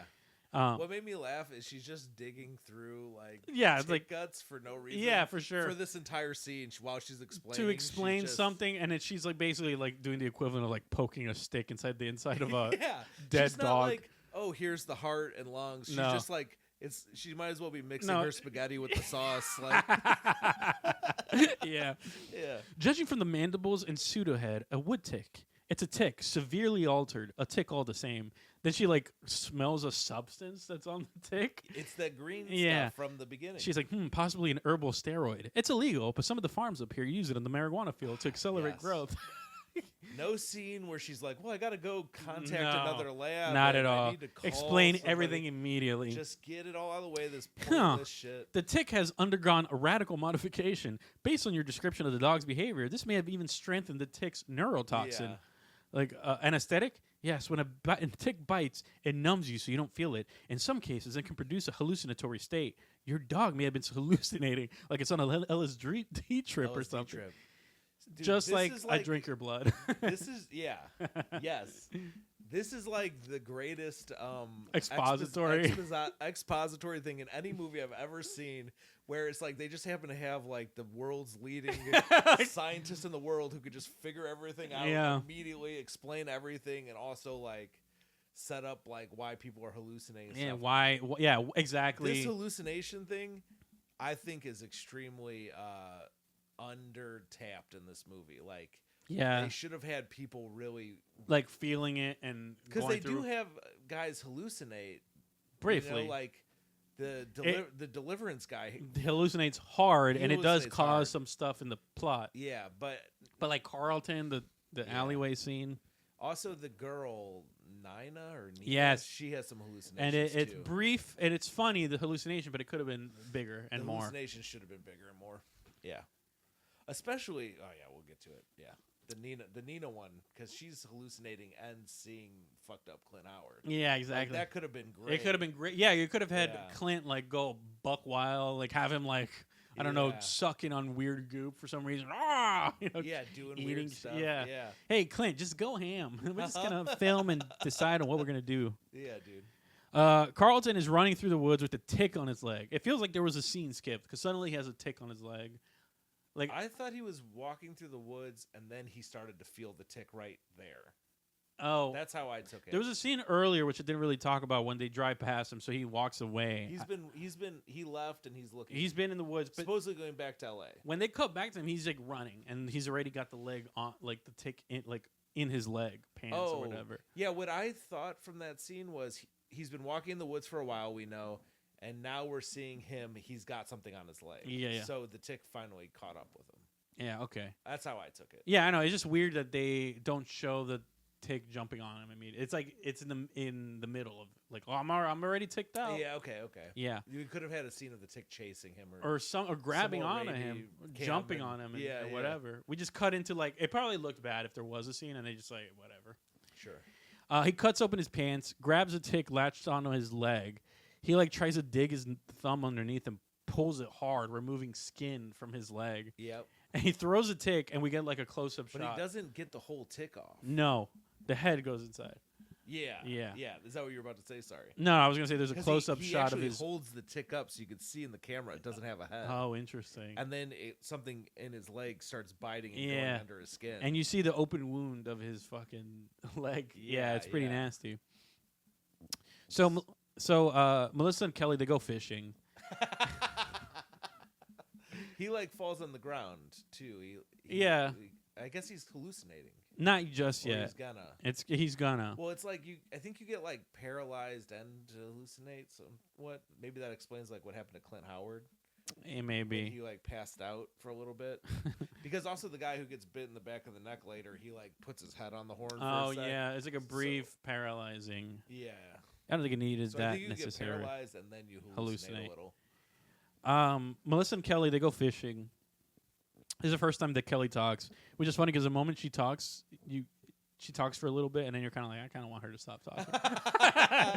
I felt so bad. Like, this character to me was the most underutilized, whatever. Well, she was the most like in wrestling you call it like baby faced. I was like, I don't want anything bad to happen to her. Like, she seems just like a nice, quiet person. Yeah, exactly. Who's done nothing wrong, and then you find out she's raped. And it's like, well, now I don't want anything, and then nothing bad does happen to her. But her dialogue, the reveal of what happened, because Melissa's shocked that she talks because everyone thought she was mute, and she goes, "After I was raped, I just had nothing to say." It's like, what? Yeah. It's such an aside sentence. After I was raped, I just had nothing to say. And it's also like this rape traumatized her enough to never speak at all, but it's also one of the only things she says is that it happened. Yeah. So she has no trouble just like talking about it immediately. It's so ridiculous. Yeah. But you ever like meet someone who was like raped or whatever, and when they mention it, if they're a certain kind of person, they will mention it with like, and then I was raped. And it's kind of like this matter of fact that makes people uncomfortable because it's like, they're not necessarily over it, but they do talk about it in like this matter of fact way. Like, no, and then I was raped, so I was like, what am I gonna do? And you're kind of like, maybe because there's so much victim blaming, they have to like just be like, hey, this is a fact, so don't even question it. Yeah, like other times, I don't even think it's that. People are like, are you sure? Maybe. I mean, it's more like they get gaslit and stuff. That's true. I do think mostly it's kind of like when you do it that matter of fact way, you're removing all emotion from it, so you don't have to like feel it. You know what I mean? Like if your dad beats you, and you could be like, my dad beat me. Or you could be like, yeah, my dad used to beat me. Yeah. It's kind of like those people who have that like, yeah, this is how I was. Yeah. Matter of fact. Yeah. Pull off the Band-Aid. Drug people are kind of like that. Like people who've rehabbed and they kind of do. Yeah, it was, Oh, yeah. Definitely. But those people have usually had so many bad experiences. They're like kind of desensitized to all of it. They kind of like, it was that the third or fourth time I killed a child by drinking and driving. Yeah. I love that Soft White Underbelly where they're interviewing this like Rebecca trans homeless person, and she's like, yeah, I was raped the other day, and then the Mark guy behind the camera's like, oh my god, are you okay? And she's like, do not do that to me. Dude, I don't want any sympathy. Come on, like, this is my life. Get over this. Jesus fucking Christ, this pussy. What's Soft White Underbelly? It's a YouTube show where this guy just interviews homeless people and stuff. Oh you did tell me about this. Yeah. Yeah, come on, dude. Dude, she's so Jesus great. She's Christ. my favorite character on the show. Like this Rebecca girl. She's do I need to fucking deal with it again and again, bitch? Do I really need to feel bad about it? Yeah. She says something like that. Do I need to be traumatized? Like, can it just have happened to me and it happened? Yeah. I mean, that's how some people want to deal with it, you know? Yeah. But then sometimes in those moments, no matter what they say, you got to Robin Williams it. You got to be like, hey, it's not your fault.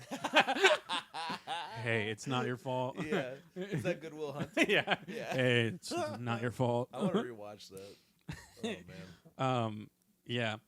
So, yeah. So Kelly throws a fishing line into the pond, and it gets stuck. So Melissa goes out there to help. We caught a fish? Don't you? They're like, did you? I know how to do it. Yeah. The whole talk is ridiculous and annoying. Yeah. Yeah. The scene is kind of goofy. And then she helps to try to draw the line, and they draw up the sheriff who's been murdered, which I thought was a good reveal. I didn't know what I thought it was going to be a tick. Yeah, me too. Dead sheriff. Dead sheriff was great. And Dead Sheriff also introduced, I was like, wow, this is late in the movie to sort of introduce this character, this B plot of the crime stuff. Like, we knew these guys existed, who were kind of bad, but I didn't realize there was like a whole, like, these guys are going around the woods murdering people, and he's murdering the cops, so they don't find out about the grow operation. Yeah, it's all, they find the cop car that's covered. Yeah, in they run up and it's covered in in bushes, which wouldn't work. There's like low jacks, they'd find that shit. Yeah, fast. you think? Yeah, it's the '90s. Maybe they don't have. I feel like they had low jacks back then. I have no idea. Losing a cop car is pretty bad. Yeah, also like hard. Anyway, so basically we're getting like different scenes from the different campers. We had Melissa and Kelly. We had Seth with the Chuck dude, Carlton by himself, and now we're getting Rome and Dee Dee who are making out. And she's like, "What if we run into those cash croppers?" He's like, "I'd kick his redneck ass." Hell yeah, dude. Yeah.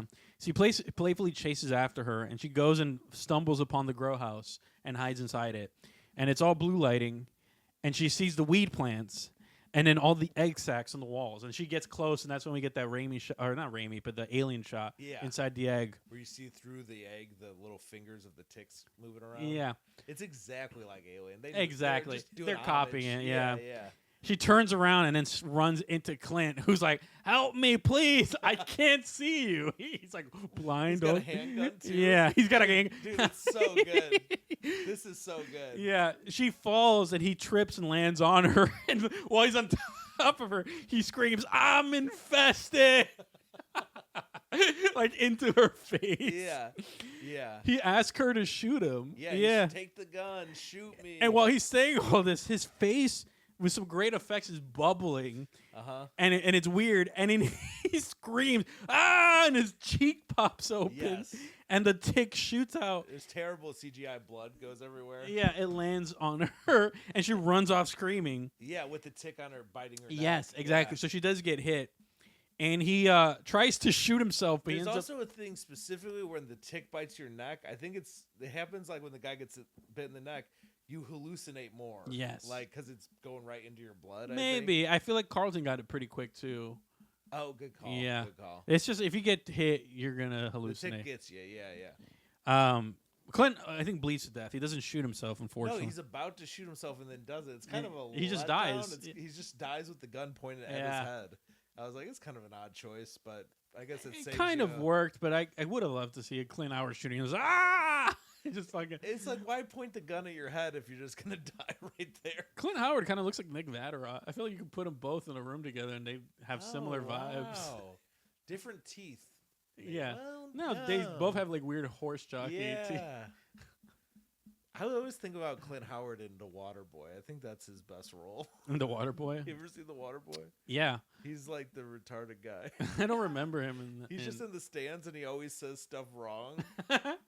Dude, we're gonna take. He's great in a million. He's good in Ice Cream Man. He's amazing. Ice Cream Man is great. He's also great in Austin Powers. He's in both Austin Powers movies as a guy who points out the dick-shaped rockets. Yeah, he's the radar operator. Yeah. He's awesome. I think Clint Howard kind of kills it every time. Every time. Yeah. He rules.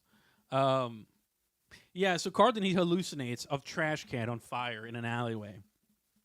Did you see this in the version you saw where there was like an alleyway and then the rednecks show up in the alleyway? And that's the full extent of like the hallucination. I don't think I saw the rednecks show up in the alley. They show up in the alley, they start beating him, and then he wakes up and then they're on top of him. Maybe that was cut in the version you had. What I saw, I thought was like it was brief. Him in the alleyway, he's like at a trash can, and then he goes, "Where am I?" Yeah, and then it cuts. And then it cuts. It cuts, and then it cuts again later on to the beating scene within the alleyway. It's like a very short, very short. It's like so 5 short. seconds. Yeah, this is what I felt like they could have tapped into this more. I think the hallucination stuff they could have done way more with. 100%. Yeah. I agree with that. And I think it makes it scarier and crazier if you're like hallucinating. And a little bit like Mandy because they get bit by that bug. Yeah, and they could have played with that more where they could make even the sets look weird. Like you do it more from the point of view of the characters. They're all hallucinating and because they've all been bit, and so like everything looks murky and weird, and then you eventually bring it back to normal. How about this scene where he's like running away from the guys who are chasing him? They could be turning into the monster. Yes, exactly. The trees look fucked up. The hallucinations people have are of like gory, fucked up looking people. Yeah. So yeah, I don't know. It could have been really cool. Yeah. But they wake him up and they're aiming their gun at him, and they're basically accusing him of trying to steal pot from their operation. Mm-hmm. And Jarvis aims his rifle at them. He's like, tell me, young man, do you like me? And Jerry's like, say yes, sir. I don't know if I should say it. Say it. Yeah, no, I won't say it. I'll say the F word. I'm telling you. No. Say yes, sir. I'm an F word. And Carlton's like, yes, sir. You're an F word. That roll. Yeah. I loved it. That's a good response to get him back. He really doesn't panic. Like, he's got a gun to him and, like, a boot on his neck and a tick in his leg. Yeah, yeah. And he's like, he is hardcore, yeah. And then while they're discussing whether to kill him, Carlton stabs Jerry with the switchblade. In the leg, And Jerry collapses, and it's very funny because when he falls, he's laughing. No, he's like having a good time. He's so excited. He's a good one. like he did a good retort, you know? And then, he chases after him pulls the knife out of his leg. And chases after. Carlton trips on the tripwire alarm, which starts going off. And Jerry jumps on him with the blade, but Carlton gets on top and starts punching him repeatedly. He's like, you're going to skin me? Fuck you. You country fuck. Yeah. Did you notice he throws, like 7 right overhand right? Yeah, dude. He throws the same punch. Yeah. I counted it, but then after like the fourth one, I was like, I don't know if this is a necessary detail, and I deleted it from the notes. It made me laugh though. It was the same punch every time. Like, yeah. It was like, and he like had his left arm holding his shoulder so he could set him up and throw the right over and over again. Yeah, which is pretty funny. Yeah. There's like a fight video online where it's like a guy who just does the same punch over and over again. And he's like these haymakers, and it rules because he just kind of. That's exactly what it was. Yeah. It was like when you play like a fighting game with and you your just press the one button, brother and he only knows one button. And he beats your ass. Yeah, yeah. You're upset because you're trying to do combos. God damn it. Stop. He plays with Kung Lao and he does the sweep kick and you just keep getting knocked down. He plays there's like, what was that game where there's like a breakdancing dude who does capoeira? Dude, I know Tekken. Yeah, Tekken. I know exactly what you're like talking that. about. You're doing the Tekken move where you like kick and that fall guy back. Sucked. He's so annoying to fight. He does weird moves. It's like, fuck, I don't know what you're doing. His head is on the ground. I remember I used to play Tekken and I would always look at the characters and I'd be like, well, one guy has a sword. You remember one guy had a sword? I was like, clearly he's the best. Yeah, it's that guy. He's going to stab him. Everyone else has got no sword. Yeah. He could just cut you. There's also Soul Calibur. Man, those fighting games are pretty cool. Soul Calibur rocks. You ever played Killer Instinct? Is that where you're a dinosaur? You have a dinosaur, and the dinosaur had like a sword and shield. Yeah. It's like ultimate dinosaur. Hell yeah, dude. That game rocks. I played that at my cousin's house. I love that game, and then there was a game my cousin had in the N64 called Clay Fighter 63 and a third. You ever play that? No. Dude, it's horrible. Really? Like, you can play like Earthworm Jim is one of the characters. I remember that game. But I remember Earthworm Jim, the game, Sega. But you can also play like a kung fu guy who's like an Asian stereotype, like buck teeth and like a rice patty hat.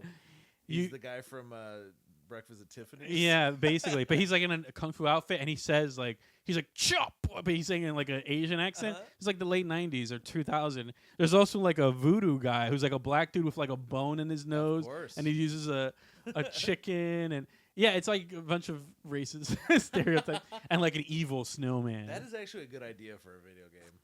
Everyone plays as a racist stereotype. That's pretty funny. You know? The thing that made the game kind of cool, it sucked, is that it's all in stop motion. So the look of it is pretty amazing. It looks like claymation that you're playing. Oh, that sounds cool. Yeah. Yeah. What were we talking about that? Oh, the overhand. We're talking about the fighting style. You country Carlton. fuck. Yeah. Jarvis takes a shot. He shows up, takes a shot, misses, and hits a gas tank, and it explodes.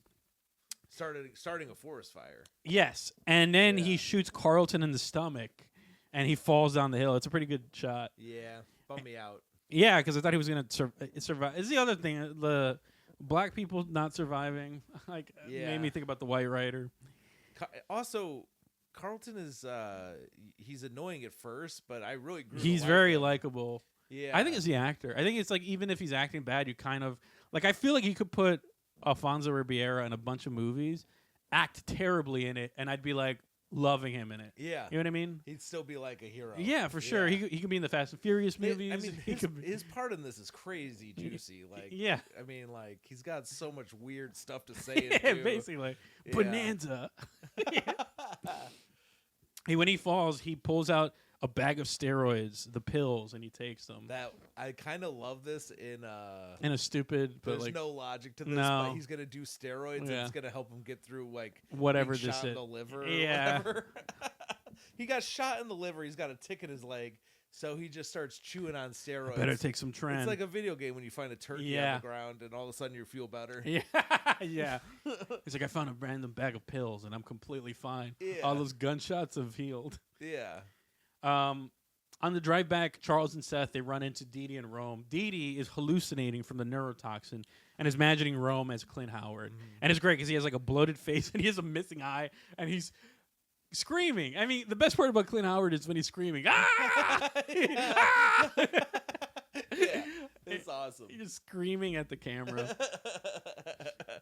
Yeah, this is also like, what do you call it? POV. Yes, of her. It's from her looking Clint at Howard is staring directly at the camera, and it looks almost like a fisheye lens. Like it has like the fucking Busta Rhymes '90s music video vibe. Ah!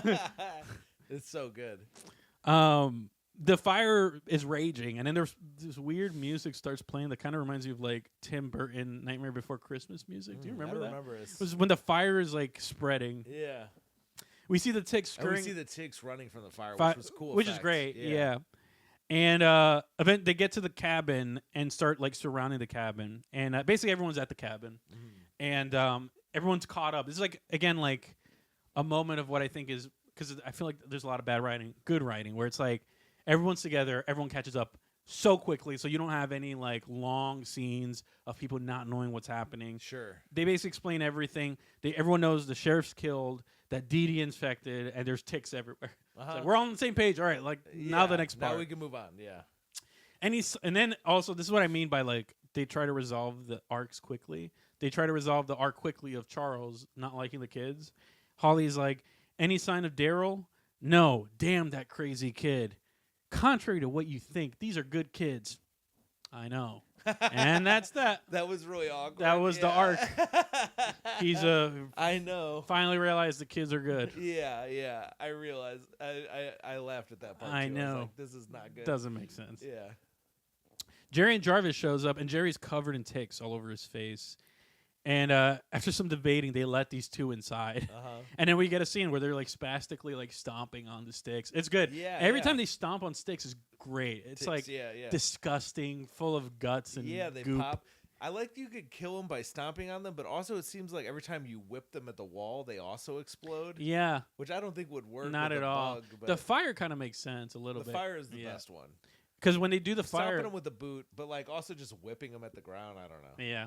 I don't know. They it is just funny though. Yeah. We get like what I think is like I call it like Evil Dead footage, but like remember in Evil Dead when like he's in the cabin and they would do shots of like the walls moving, like the spirit is in the house or whatever. Yeah. It's like in the roof and stuff. Yeah. They do that from the inside on the walls and the roofs. And it's you know, you hear the ticks exactly on the tin roof. Yes. Running around, you're scurrying outside. Yeah.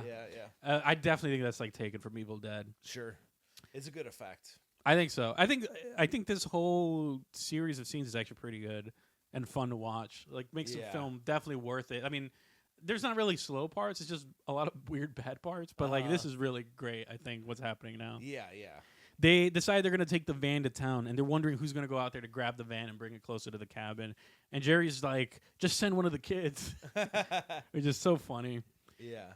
And Jarvis is just like, why don't you go, Jerry, and bring the van for all of us? So he's basically like, Did they already shoot the guy in the leg at this point? No, not yet. Okay. They're fighting about this, and then Carlton shows up and starts knocking on the door. You're right. I'm sorry. I forgot about And the rednecks don't want him in there. They're like, don't answer.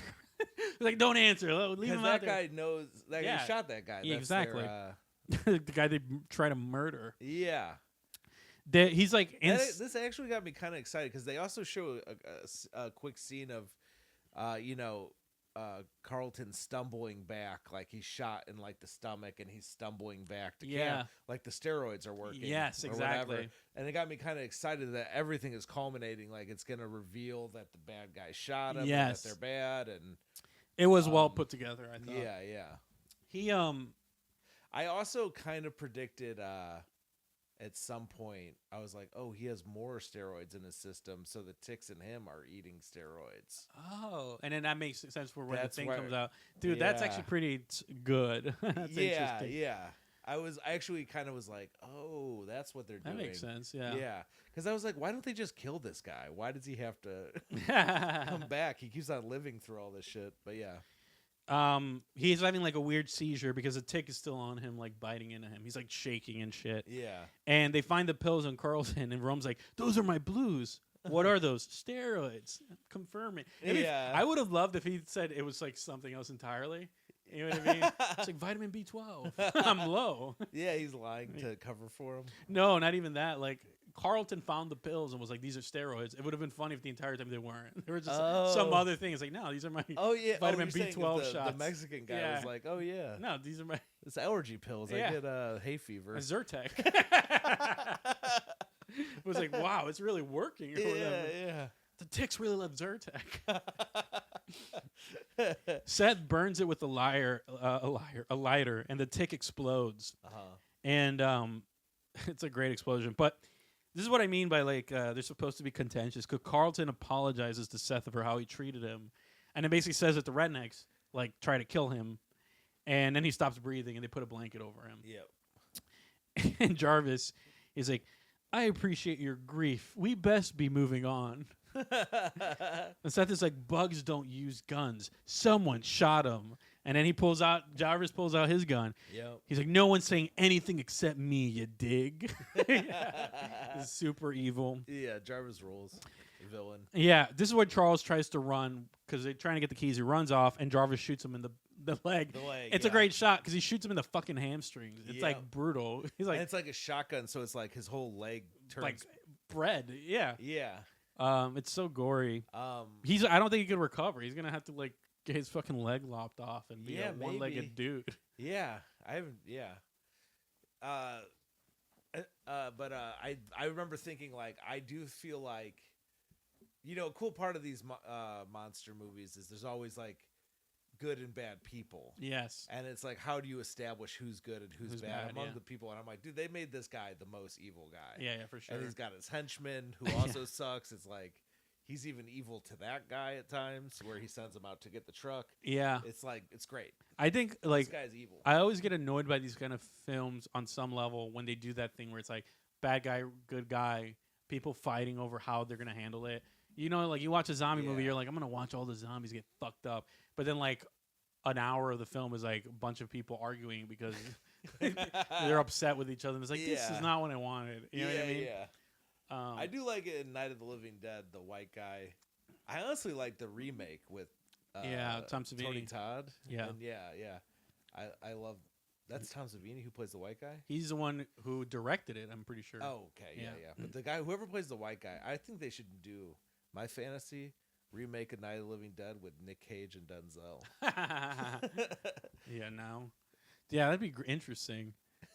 You get the kind of Denzel from like Crimson Tide, like the guy who's like he thinks he knows everything and he understands stuff. Yeah. Nick Cage is crazy. Fact, yeah, he's crazy and he's playing Vampire's Kiss. He's doing like the eyes, big eyes. Come in the cellar. Yeah.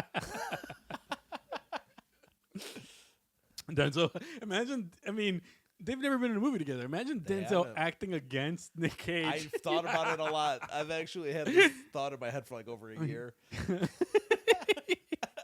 Where you gotta like write a letter, dear Denzel, I'm an 8-year-old kid with cancer. The only thing that would make me feel better is if you acted opposite of Nick Cage, preferably in the script. How about Face Off 2? Denzel and Nick Cage again. Yeah. No. I like Night of the Living Dead is my one. It's like the ultimate black guy versus white guy mashup. Yeah. You know? Yeah, for sure. And then the ultimate black actor is Denzel, and the ultimate white actor is Nick Cage. Yeah, basically.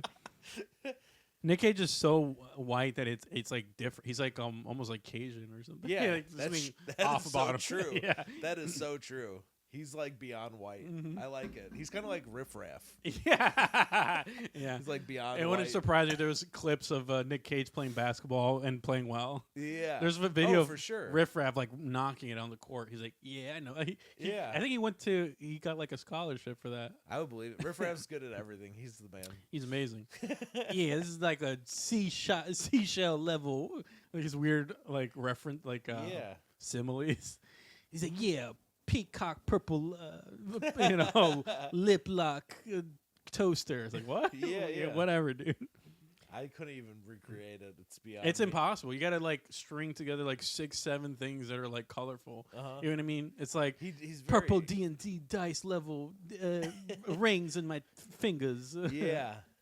He's got a lot of 80s neon kind of references, too. Yeah. He likes like that. And his music has like a lot of 80s. Yeah, Neon influence. Icon. Yeah, Neon Icon.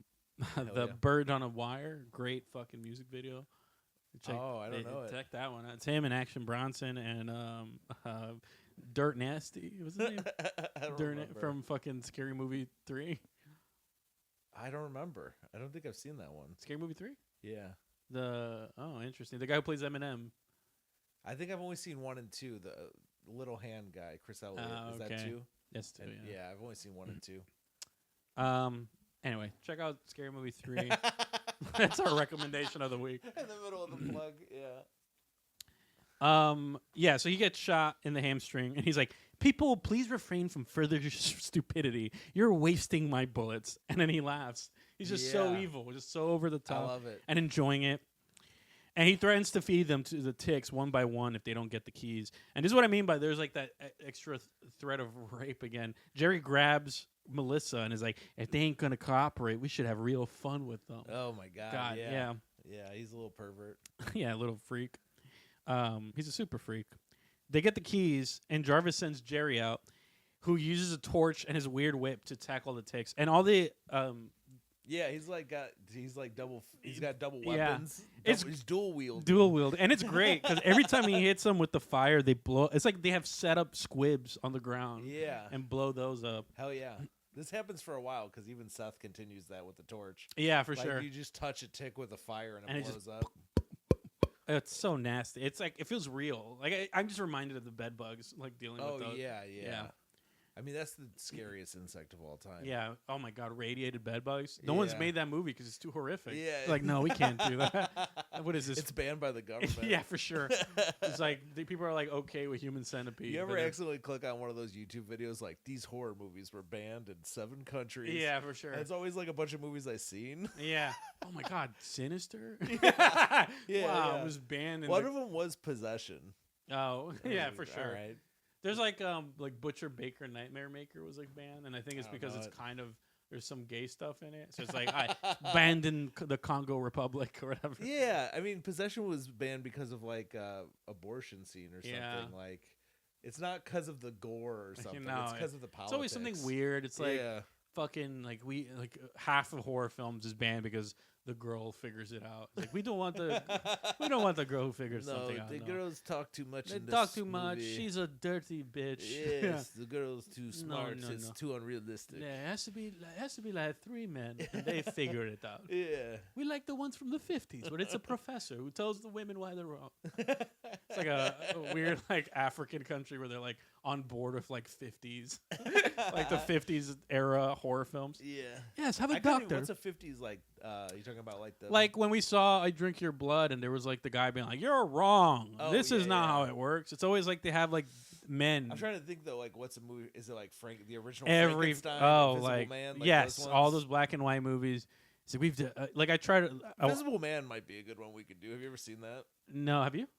Yeah. I think it's good. I've heard it's good. It's pretty good. I tried watching Wasp Woman. It's really funny because half the movie he's like killing people, and the other half the movie he's like playing pranks on people. Oh hell yeah! So you're like, what's wrong with this guy? Wait, why am I sitting on a whoopee cushion? He'll just like straight up kill somebody, and then he'll just like mess with the old man's hat. Oh, nice. Who put a plastic sheet on the toilet? I tried to piss in it and it went everywhere. Yeah. And it's a guy giggling in the corner. Yeah. What was that? Was there someone giggling over there? Yeah, Show yourself. Exactly. He does that kind of shit. Does a Peter Griffin laugh? He does like run around yelling like condescending shit to people. A lot of those films are rough, man. I'm like trying to find like earlier films to see if there's anything that's good for the podcast. I tried watching Wasp Woman. It was boring for like an hour, and I was like, I can't watch. I think Creature from the Black Lagoon is kind of boring. It is, exactly. Yeah, like that's one that I couldn't imagine doing. It's supposed to be a big classic. It is. Like it inspired Guillermo del Toro. Some of the swimming scenes are interesting and cool looking. They're shot great, but it's so about long. it. Yeah. Yeah. The Bride of Frankenstein is good. Bride of Frankenstein, Invisible Man, I like. Yeah.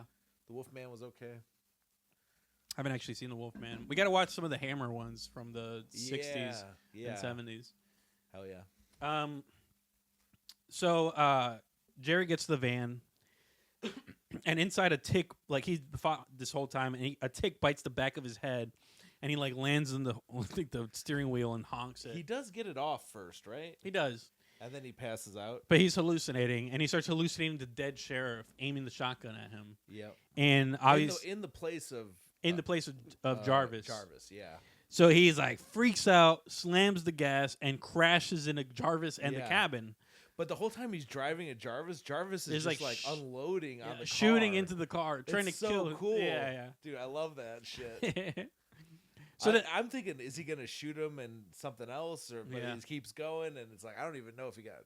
It was just chaos. It was great. It would have been great if there was a... Yeah, I mean, you want more head exploding stuff. His head explodes, but he still crashes. You get like as much... There's a great head explosion in Chopping Mall when one of the lasers. Yeah, the laser beam scene. Yeah. So I'm kind of high on Chopping Mall right now. I just watched Chopping Mall. It's a great one because it's like we're staying in the mall, and also there's super robots that we just installed and told no one about. When I started the movie, I was like, what? Okay. What am I watching? Is this in the same universe as RoboCop? It's like the fucking... I was waiting for a slasher, like a machete. It's called Chopping Mall, and it's about robots. Yeah, there's no chopping in the whole movie. There's zero chopping. Yeah, nobody gets chopped. No, there's no. The ticks, they storm the house, and they're all fighting against them. They're like yanking them and throwing them. Jarvis is taking shots. At one point, he shoots like a light bulb, and like he ends up shooting the wiring inside it, which I think causes like the place to start becoming on fire. Okay, like, that's how the place sets up. It's not. I didn't understand what the point of those shots. Like I was like, why did he shoot the lantern? I think it was like you see the electricity, and I think the implication is like, faulty wiring. Yeah, sure. Fire, even though I don't think he necessarily needed that. Yeah. Well, it's going to cause them to have to leave the house, I guess, at least. I know, but there's a forest fire. The forest gets to the house. It also works. Ticks inside at this point. For They're sure. Like pretty much getting swarmed. Kelly uses a broom to sweep against the ticks, and Jarvis takes Melissa hostage, threatening to throw her at the ticks. And Seth jumps at him. This is like his moment, his big, like, manly moment. Yeah. He punches him, and then Rome jumps in, too, and stabs the dude in the stomach. What did he have? A Where knife. Did he get that? Yeah, no, it's one of my fucking knives, It was bro. like it looked like a ice pick or something. Yeah, it was like it's like a fucking carving knife, fool. I always get one of those. It was like super pointy. It was like a tiny, like the little tiny curvy swords that you would see like the Arabian dudes have in like those old pirate movies. I almost thought it was like a piece of glass at first because it looks so weird. Piece of glass with like duct tape at the bottom of it. Like, yeah, man, I made this in juvenile hall. Yeah, dude. Yeah, I was scraping some glass. I think there's a world where this guy is Spider from Bound by Honor. Yeah, like, same dude. Guy. He's like, yeah, man, I just escaped this weird tick thing. Anyway, I'm in prison now. I was into Vatos Locos, but now I'm working on my mental health. That's so funny. Fucking, that reminds me of man, you never saw Xavier Renegade Angel? I've seen episodes. There's like he ends up hanging with the cholos, they're gangsters, and they're all talking about their like therapy. He's like, and then he told me that this is all because of my father. And it's like an open group time with the gangsters. That's pretty good. It's hilarious. That show was good. I just didn't watch it's so stupid. There was he was like, "Ay Chihuahua." They did something to my Ay Chihuahua, and there's like a dog covered in eyes for some reason. So where the fuck was I? So he stabs him. Carlton's dead body starts shaking, and it gets like tossed around the room. It's like like shooting. Oh my god! Yeah, it's like the Freddy Krueger scene where you go up the wall to the ceiling. Yeah, his body like it launches toward the wall and his legs are going up the wall. Yeah, it's like a possession scene when they like get up and shit. It was great. I liked it. I wish I think they could have even gone further with this. A lot of this stuff could have just let's do it more of it. I mean, this film is like 80 minutes. Let's add 10 more of just more effects. Yeah.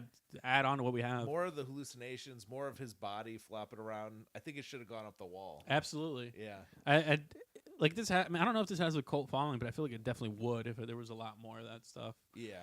For some reason, everyone decides to run upstairs for no reason. The van is in there. Try to escape.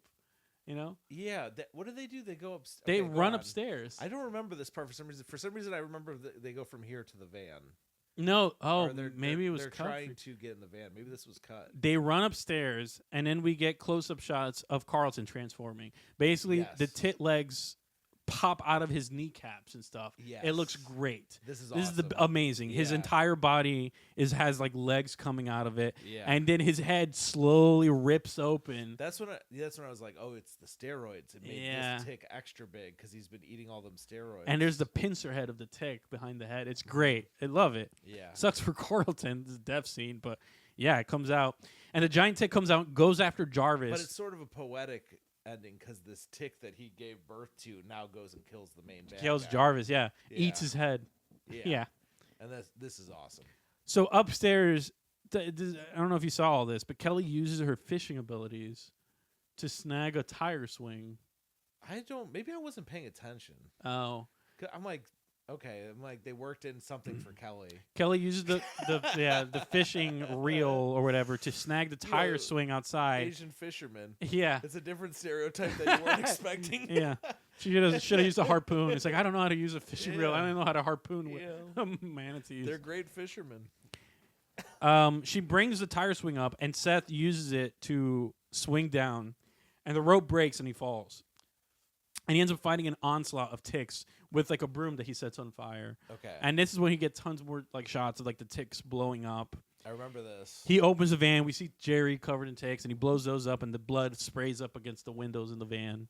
Yep. And the campers inside the house, they start tying bed sheets together to try to climb down. And then the giant tick breaks down the door. Yeah. And comes inside and grabs Rome. So Seth because he pulled up in the van. He runs up there to be a hero because most of the people have escaped except Rome, who's being attacked right now. Sure.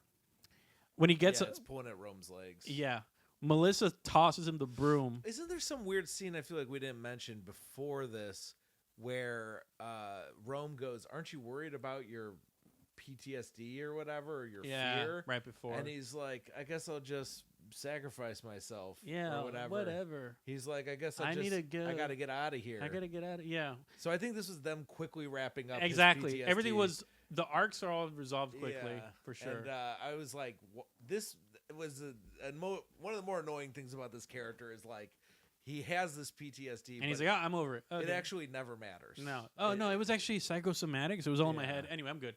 Yeah, it's we okay. watched like 4 scenes of him, like, whoa. Yeah, no, it was I actually. I just did it to try to get sympathy from that girl, but the moment I'm back in school, I'm gonna be using it again. Yeah. Oh, I had a little panic disorder, man. It's like, actually, I lied. My father didn't leave me in the woods. He was just kind of mean to me because I played Super Nintendo a lot. Yeah, he won't let me play video games until I do my homework. Yeah, I was like, God damn it, I want to play Golden Axe, Death of the Adder. Fuck you, Dad. I don't know that game. I've been playing a lot of beat 'em ups recently. It sounds like a modern game. No, it's a beat 'em up from the 90s. Oh, is it? Yeah. What's it called? Golden Axe, Death of the Adder, I think. Oh, Golden Axe. Yeah. Is it?